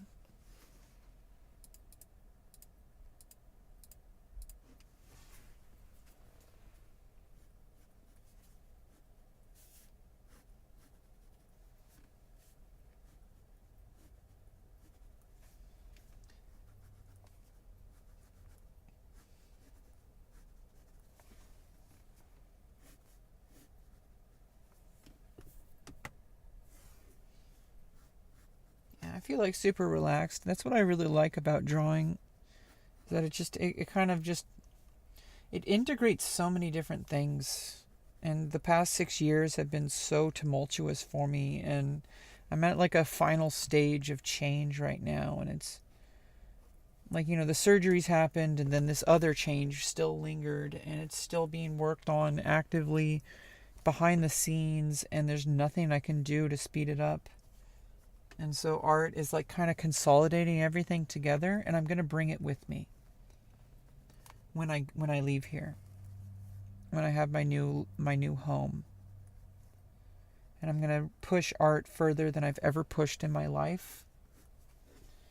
I'm going to let it happen because that's how things work. You just keep showing up. Just like with transitioning, I just kept taking the estrogen every day. I kept putting my foot down and getting on the wait lists. I did all the work to get my diabetes under control so that I could get the surgery. At the finish line, it was insane. I got my A1C down from 7.2 to 6.7 in a single month. And I didn't know if it was going to be possible. But I did it. I really fucking did it. He wanted it just at 6.9. I got it down to 6.7. Much closer to a better healthy, almost like, basically if I got it to 6.5, which I actually don't know what it was when I actually went in for the surgery, because that was only a month after I started this diet and that exercise regimen. I kept it until the surgery. It may have gone below 6.5, which is the very high end of non-diabetics. Yeah, 6.7. Hell yeah, Jimbo. 6.7. Yeah, I got it down to 6.7.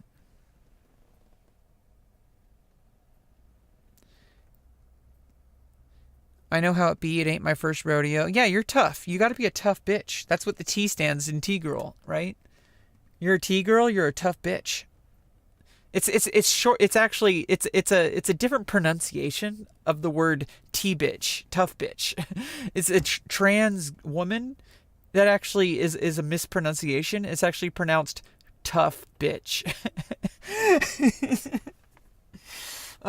You turn into a tough, like, titanium, like, beast of a human. Like, you're just unstoppable. You're titanium, like that song, right? Titanium. Am I AI? Wait, am I?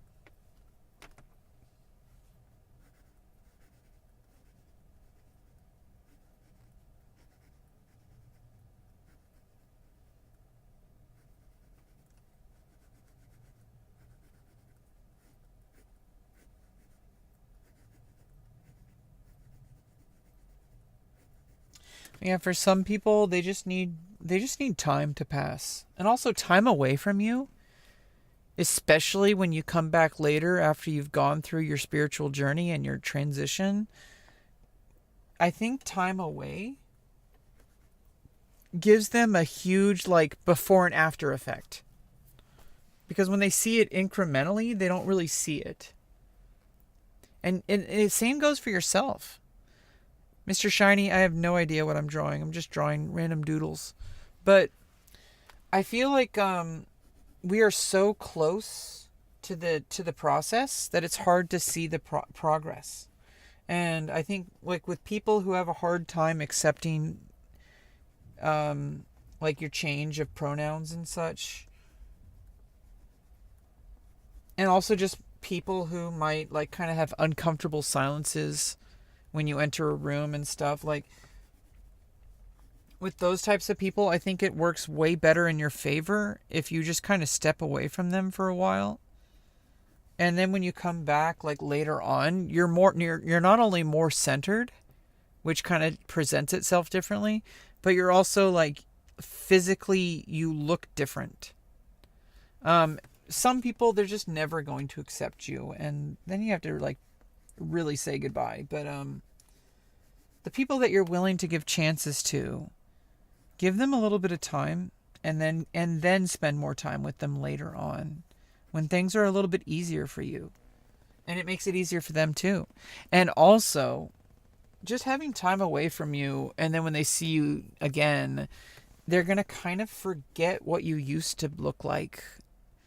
Like, they're gonna forget that they even, like, they would wonder, they're probably gonna wonder how they ever thought that you were any different, because that's just kind of how the human mind works. We kind of live in an eternal now.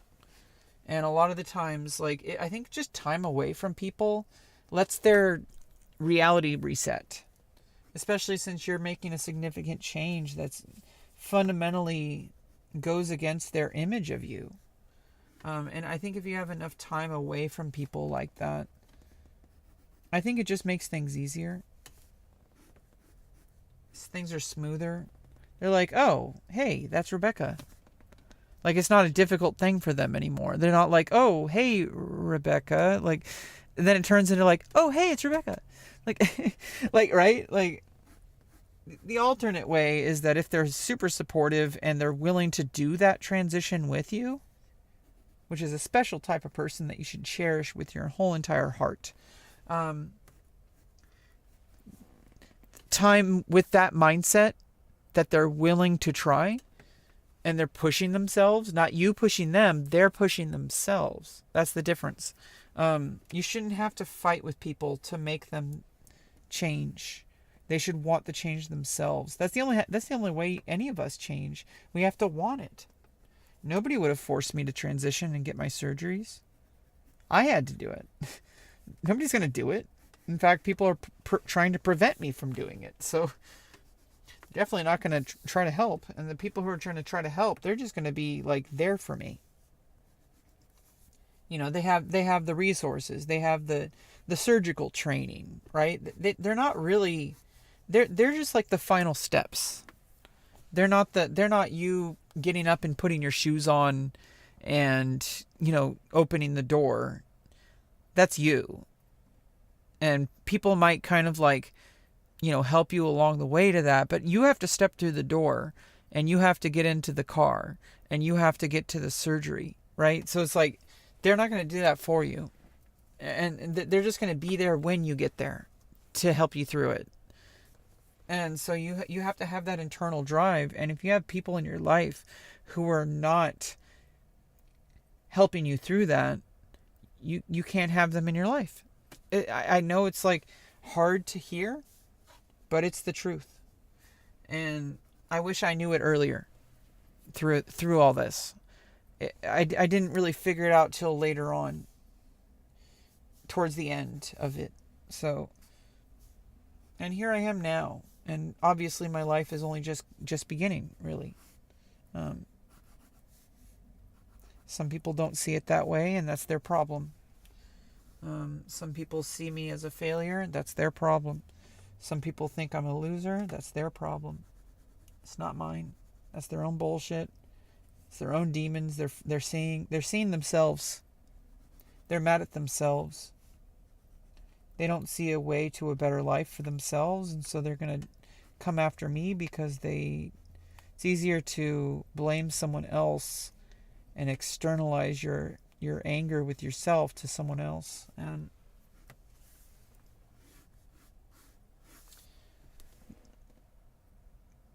you know, some people, they show their true colors when you start transitioning, and you kind of just have to accept that they never accepted you to begin with. They had their own script in their head of who you were. And as soon as you go against that, they get angry.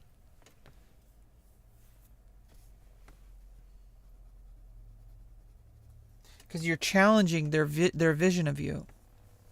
They have like a neat little script that so far, up until you transitioning, you've been following. It may not be like positive even, but they have a version of you in their head that they see, and when they see that you're transitioning, that flips everything around for them, and they're scared because they're like, oh, that's not who you are. It's like, did you even know me in the first place? I think the most supportive people probably saw it coming. They probably realized something was wrong, and then they're like, that's what was going on. Like, they see it. They see the effects of it, but they don't know exactly what it might be. Sometimes it's a little more complicated because with some people it might be obvious. Like if you're always cross-dressing and it's more than just a performance, like you're like, oh yeah, look, I dressed up as a girl for Halloween, isn't that funny? And then you do it again, and then you do it again, and then you do it again as a joke, right? And then you're like, oh, you show up to another party and you're like, oh yeah, I decided to wear this, isn't that funny? Right? At a certain point, you're not cross-dressing. You're just trying to express something you didn't really know how to put words to. And it's easier to think it's a big joke, because that would be more acceptable. Even though people don't fully accept men who like cross-dress and stuff, in their worldview, that's more acceptable than you being trans. In their mind, they would rather you be a femboy than a trans woman. They're like, oh, won't you just be one of those men that dresses up like women? It's like, because it's not about clothing. Like, it's not about like that at all. In their mind, they have like a certain vision of you.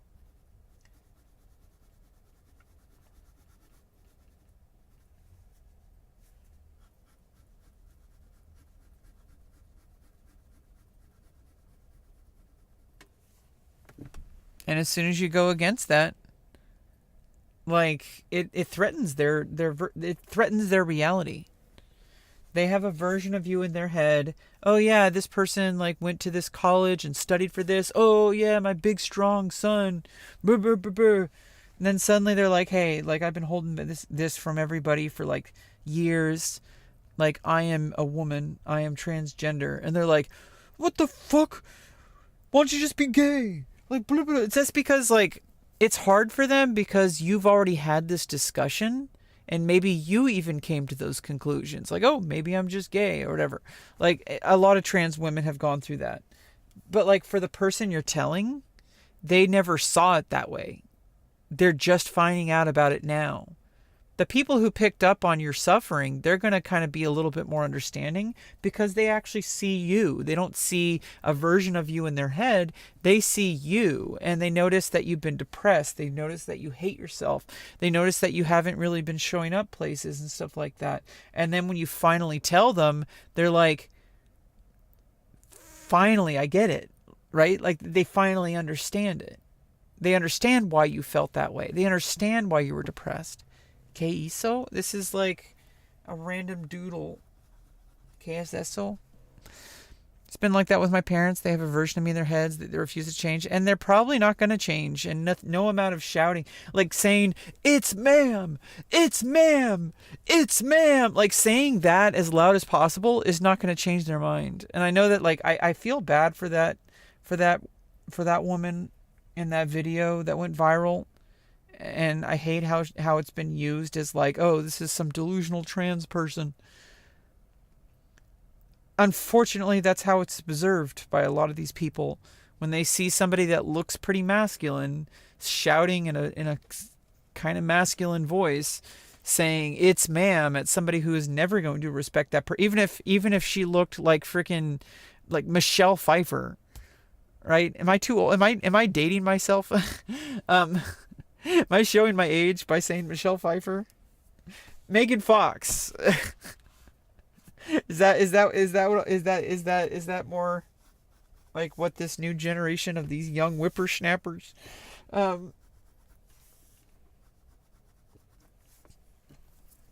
like if you looked like freaking like Megan Fox or like any insert attractive female actress or musician like that of like that, you know, like that person would still not accept your pronouns. So whether or not you're like quote unquote masculine or whether you're quote unquote ugly, that doesn't matter, because if you strip that away, those same people are still going to find a reason to misgender you. And no amount of convincing them, no amount of shouting, no amount of insisting what your pronouns are, no amount of yelling and trying to change everything, that's not going to change their minds. You need to just let them go. And it's really hard because they get in your face. But sometimes you just have to realize that those are just hateful people. And they're not going to accept you. And some people are just dangerous. And just like that, like, you know, we learn how to stay away from bad guys when we're little kids. Those are bad guys. Those are the bad guys they were talking about. They're a lot more subtle than the bad guys in the cartoons, right? And the worst part is that they don't think they're doing anything wrong.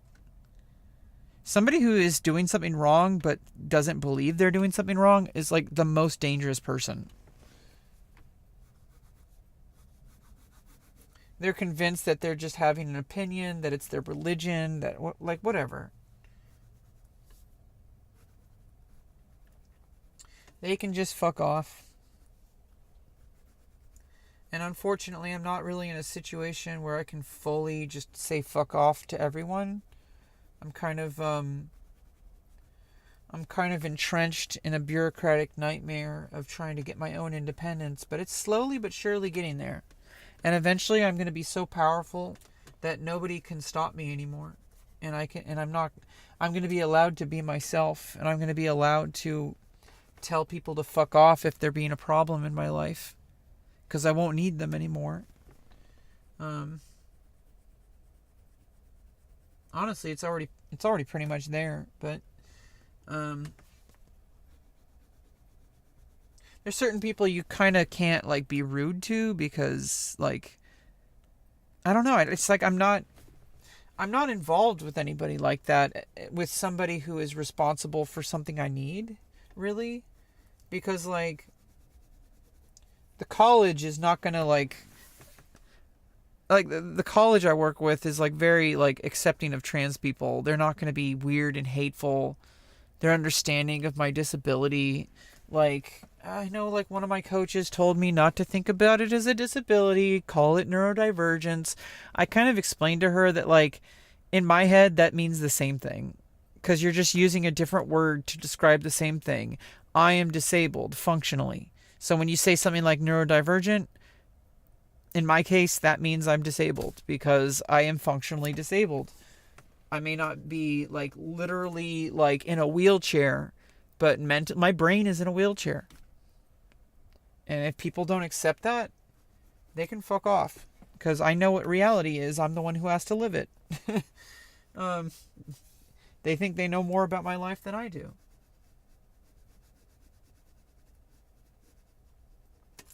I'm the one who's been trying to fight this disability my entire life. I'm the one who has beat myself up for not being good enough. And now I started getting help, and now things are starting to unlock for me. My life is starting to open up.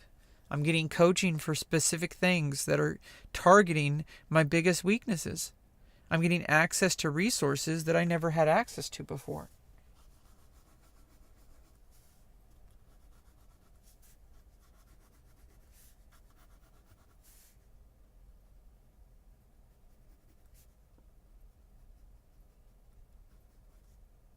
And now that I have those resources coming in, like things, I'm going to slowly but surely become not disabled.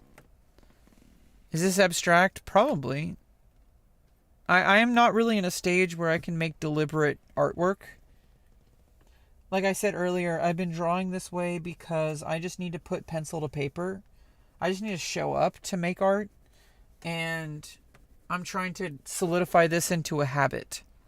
So just my success condition is, did I show up for 3 minutes? And we've been streaming for 2 hours. I did some pastel to begin the stream. And I don't know if this is more of a test page. I was just trying to see how pastels work. Yeah. And there's nothing you can do about that, Kuba. People are going to say one thing, but their actions are going to say something different. That's why this is so hard, because, like I said, it's not going to be what you wanted to hear. It sucks, and there's no changing that. But like I said, you gotta ask yourself what's more important: helping them understand, or successfully transitioning. And if you successfully transition, they might actually understand, because then they start seeing you for who you are, and they start seeing you smile. They start seeing you actually living your life in ways that you never did before. And then things start to click for them, because they don't think internally. A lot of these people, they don't go to therapy. They don't think about internal lives. They think about external. So if they see you if they see your external life not really changed, they think that you haven't changed, because these kind of people don't see that you have an inner world, that you are having an absolutely fundamental spiritual shift in who you are. But these types of people, they say, oh, but you look the same. You're not doing anything different. Nothing has changed in your life. Once they start to see changes, then they get it. And then maybe they, ironically, I think then they start to understand that some changes are invisible for a long time. It needs to be visible for these types of people. They need to actually see physical changes. That's why we transition in the first place. It makes that transition for them easier too. I mean, or you could just run around and shout at people and say it's ma'am. I mean, you're right. They are wrong for misgendering you. But is that going to get you closer to your transition? Going around screaming at people, telling them to gender you correctly, when if they've already misgendered you, they're very unlikely to be reasonable people. Like, they're being extremely offensive and rude and disgusting sometimes. So why would you put your energy into them? You should put that energy into the people who truly love you, and you should put that energy into your transition first and foremost. There's always going to be motherfuckers who misgender you and treat you like garbage, and you can't do anything about it. You just can't. And I wish more trans people knew this, because if I had known this, things would have been a lot smoother. I'm so sorry to hear that, Serby, but welcome back. Yeah, we did some pastel earlier. I got my pastels. We used oil pastels on charcoal, on compressed charcoal. And I was just testing it out and seeing how it blends and seeing how it works. And so it was just kind of like a big mud puddle of colors, but it is what it is, and I learned from it, I guess.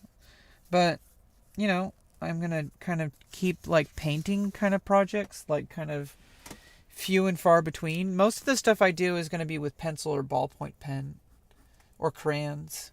We did a crayon drawing yesterday, but crayons are good because they're just so cheap. But like pastels and other paints and stuff like that, those are going to be a lot harder to use up the way I need to. And so maybe I could just use them as like kind of benchmarks. As a black guy, this is also relatable. Oh, hey, how Amaro.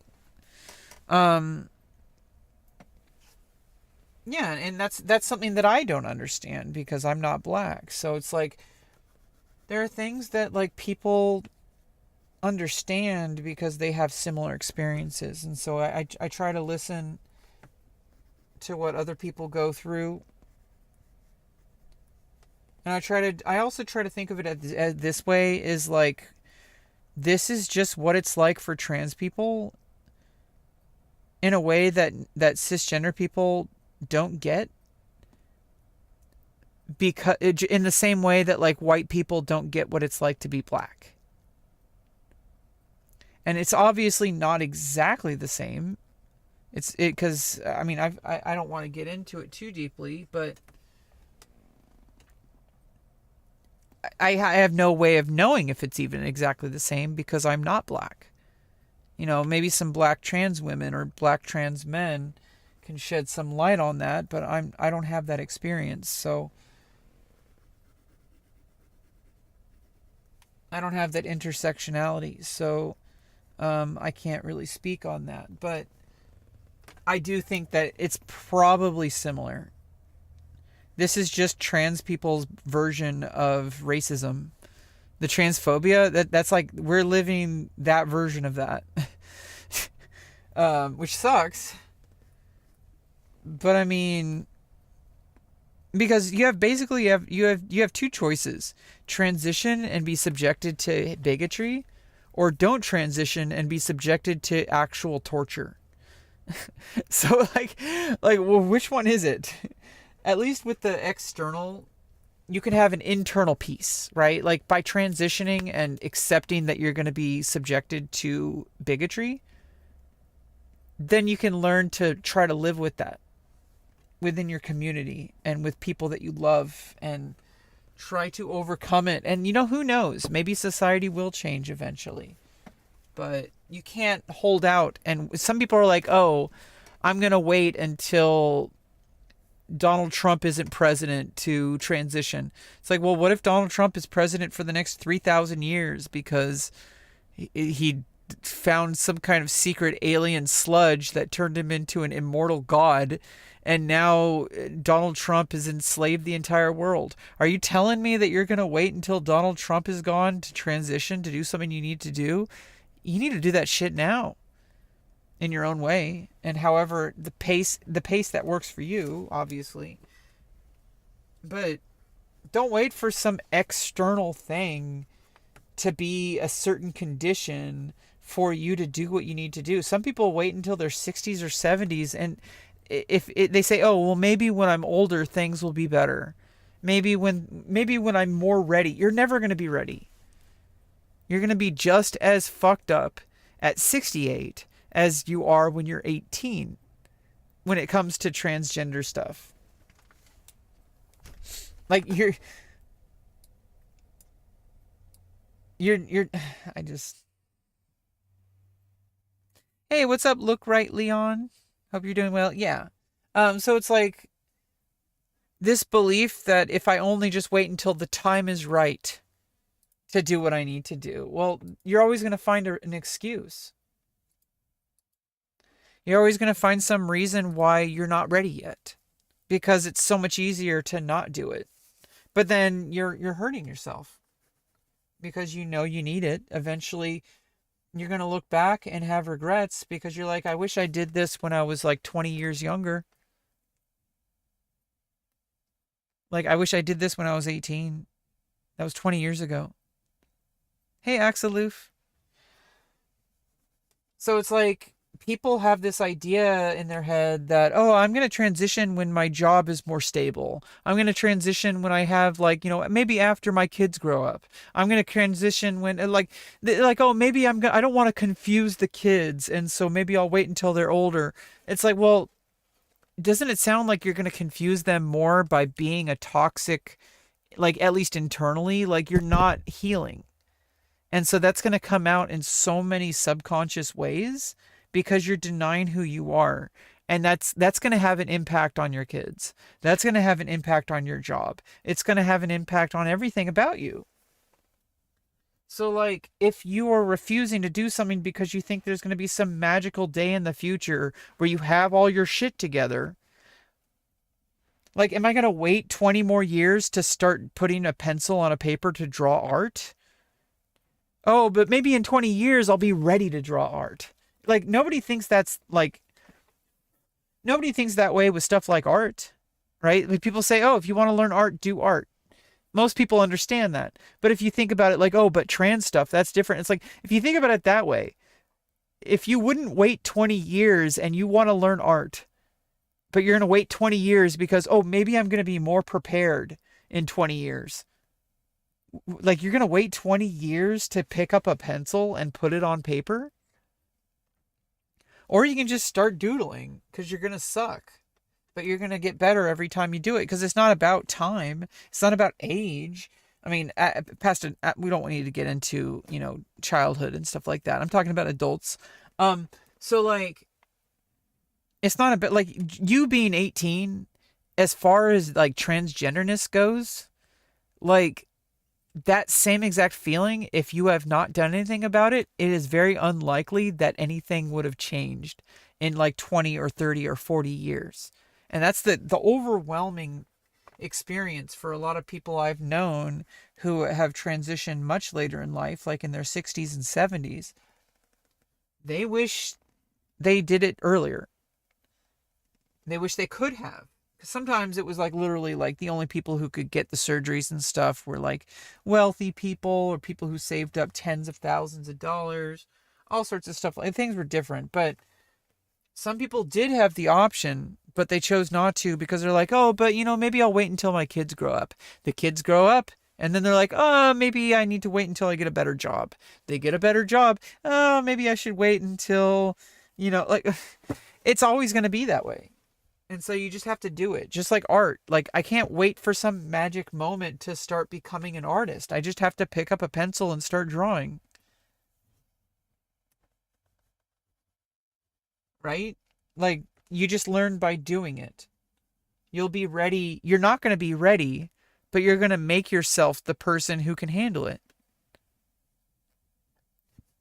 Sometimes I wish I was cis, it would have been easier, obviously. But then at the same time, I really love who I am.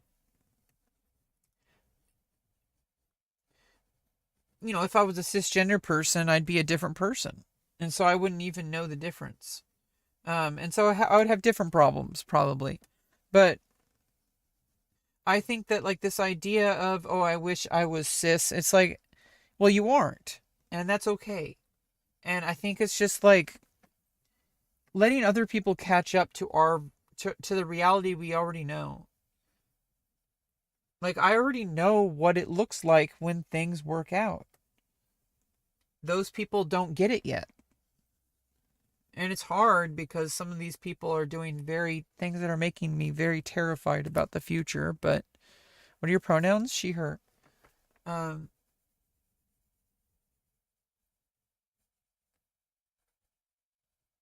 I'm not ashamed to talk about these things. I prefer not talking about them, but I'm not afraid of it. And I think that it's not other people's decision.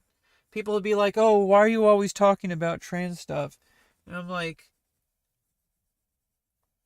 what if I was talking about Dragon Ball Z? Would you have a problem with that? I think Dragon Ball Z is pretty badass. Some people in chat might have a problem with that. Because they're like, why are you always talking about Dragon Ball Z? Like,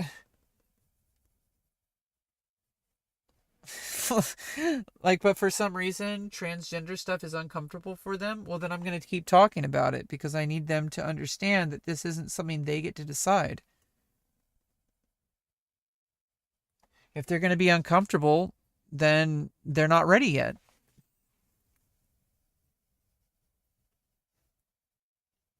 Put it back in the oven. I'm going to keep talking about it. They should cope harder. Like, oh, why are you always talking about transgender stuff? Leave the political content out. Like, me saying, talking about transgender stuff isn't inherently political. DBZ is lame. Ah, fuck off.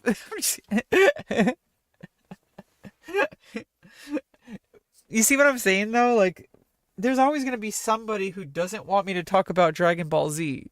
So there's definitely going to be people who don't like that I talk about being trans. They're like, oh, why don't you just move on with your life? You already transitioned. Why are you still talking about it? It's like, it's a significant part of who I am, and it's not something I'm afraid of. I'm not treating it like it's some kind of taboo. It's not pornographic. Like, we talk about porn all the time over here,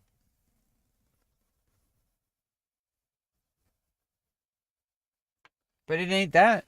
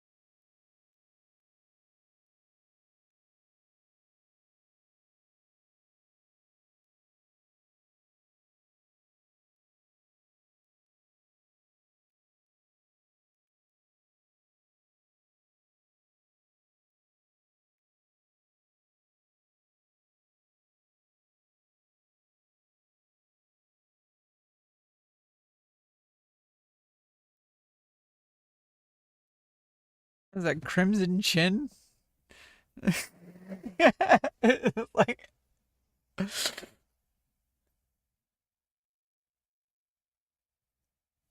yeah, well, thank you for stopping by, Kuba. I'm glad you found my channel. I'm glad it resonates with you. Feels like your head is gonna explode. I'm sorry, Serby. I hope you feel better.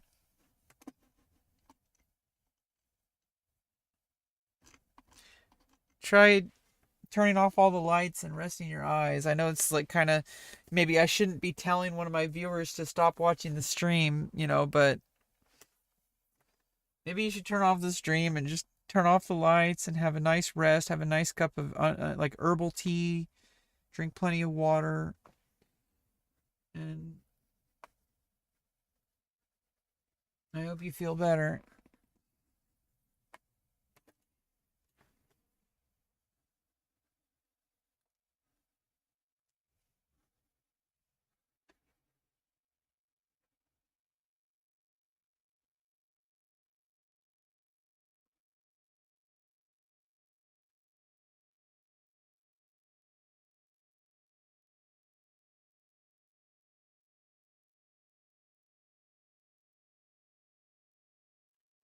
Yeah, I don't even know what the fuck this is, but it's kind of cool.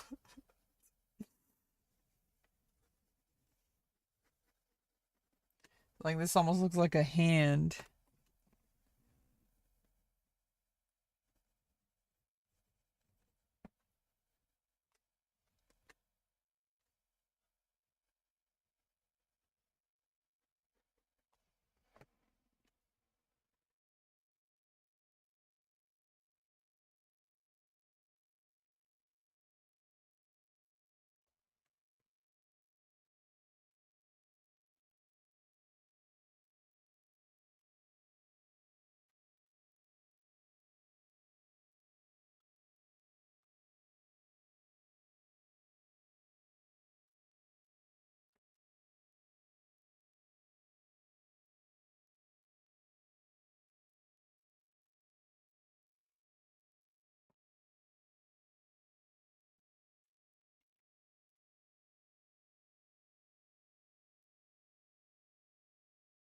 Kind of energy pulse.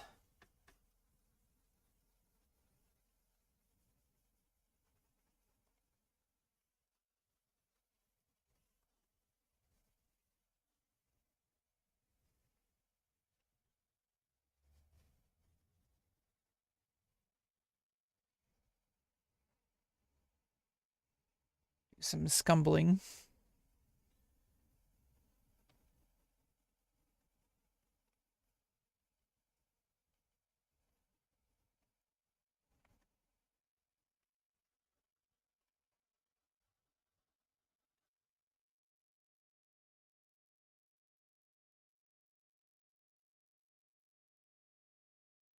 Get the depiction of the energy and then the focal point.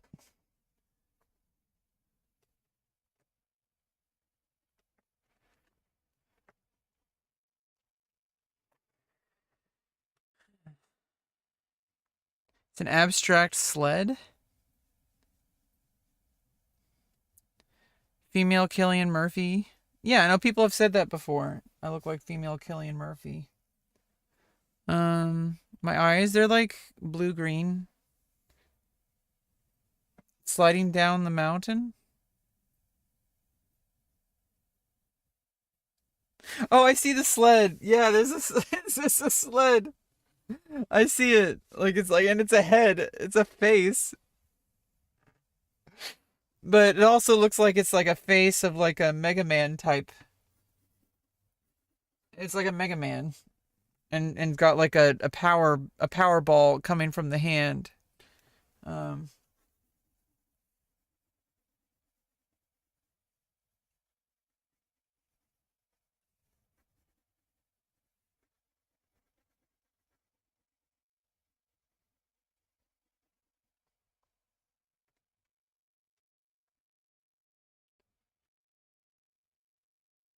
it's like the armor.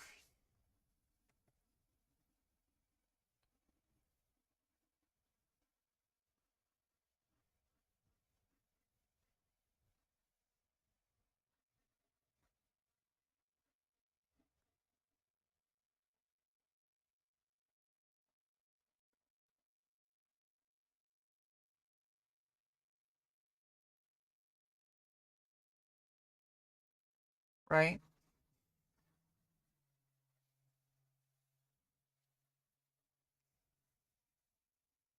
Torso right there, and then there's the back. There's the torso. Uh, some kind of cloak over him. And then his arm coming out there. Yeah.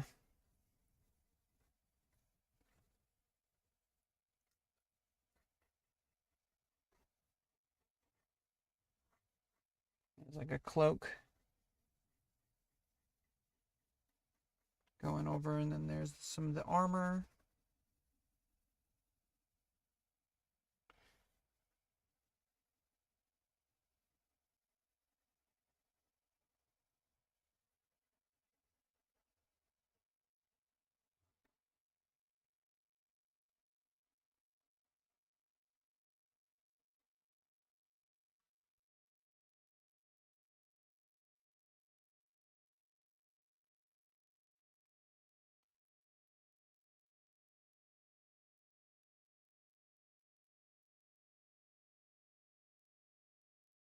Right?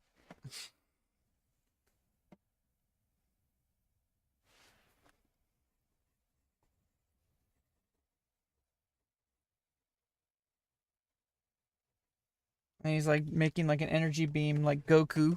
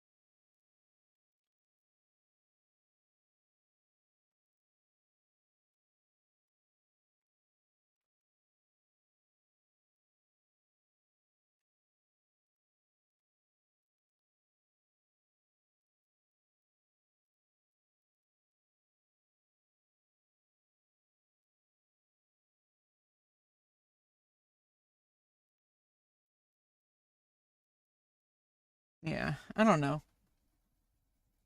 I think it's kind of interesting, but it is what it is. A little bit off. The proportions of stuff is a little bit off, but it's okay.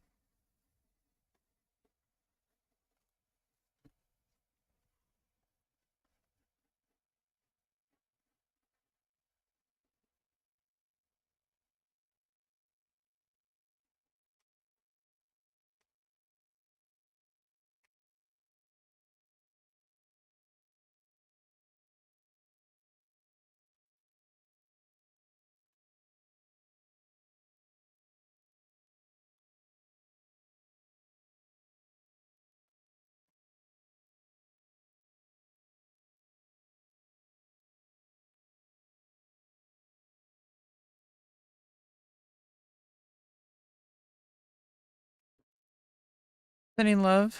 Well, good night, Kuba. Calling a night. Thank you again for all the kind and needed words. I'll give your channel found me.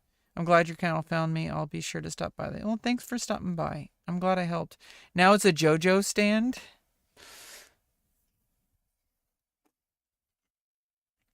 Yeah, Alexis, this is whatever it wants to be, I guess. Some kind of JoJo's Bizarre Adventure. I don't know.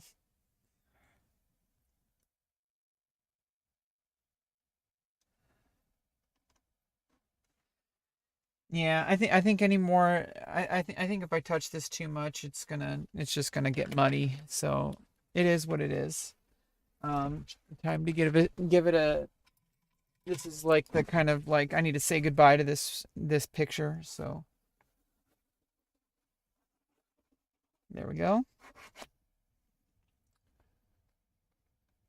02/18 Wednesday. There we go.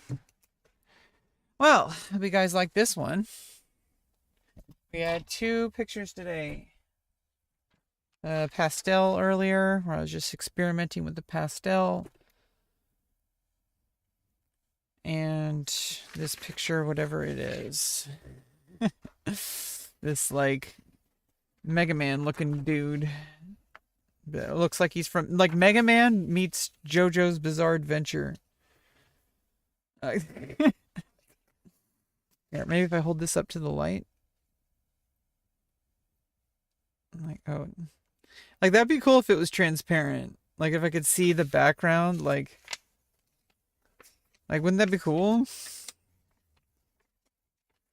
I could just insert this into the background. Like a green screen, like it was a green screen.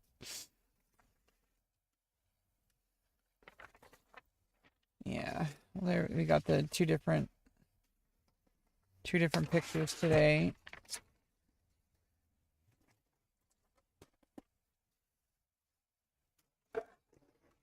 Yeah, the two different pictures.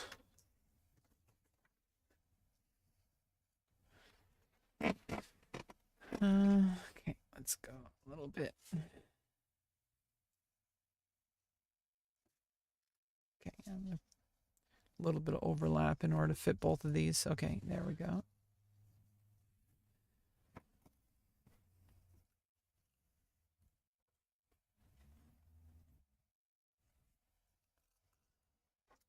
Yeah, I think that's yeah, we did these two today. Yeah, I think it's pretty interesting. Let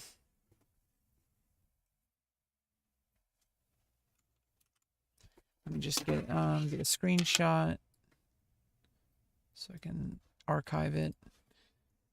Get a screenshot of this one so I can archive it.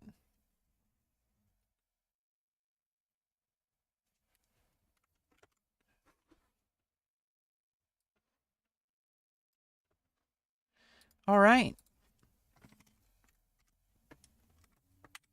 Well, thanks everybody for being here. I think I enjoyed today's stream, and we got those two pieces of art done, for better for worse, and we had some good conversation. Glad I could be helpful, sharing some advice to another trans woman out there, and to anybody out there who's struggling with anybody who doesn't really accept them for who they are. I feel like that's like the one thing that like transgender people understand very viscerally, that actually applies to everybody, because everybody's had an experience in some level, I think, with their parents or some other family members or people in their life who have this own version of themselves, of who they are in their head, and they do something that goes against that, and then they have friction, right? Like, I thought you were a doctor, but why are you studying to do become an architect? I thought you went to college to become a doctor. I thought that's who you were. And then you go study. You said, well, I never really wanted to be a doctor. I wanted to be an architect. And now I'm going to school for being an architect. They're like, but I already paid for school. And right? Like, all your college money was going towards your medical doctor, and you're just going to throw it all away so that you can be an architect. But you're really a doctor. Why are you giving up on being a doctor? They don't know who you are. Like, so it's like, I think that's like one of the few things that, like, being a transgender person, going through what I went through, like with all my surgeries, you're showing people who you actually are, and the people who have an issue with it are the people who had a different version of you in their head to begin with. And when you go against that, it's just that's a fundamental change for them. So it's like very obvious when it's that. But if it was something else, like you're a doctor but you want to be an architect, right? Everyone in your life sees you as a doctor. You're like Dr. Lauren, right? If I was a doctor and then I said, well, actually I want to be an architect, everyone in your life would be like, but you're a doctor. And it's like, no, I am Rebecca and I don't want to be a doctor anymore. I want to be an architect. Like, if that was what was going on, like, everyone knows you as a doctor. They don't know you outside of that. They don't, even when they're like your close friends and you spend time outside of work, they see you as their friend, the doctor, right? So it's like, that's a big deal if you do something different. So it's like, it's almost like that. Just be a good gal. Exactly, Advita. Good things gonna happen, bro. Hell yeah. Do a dab.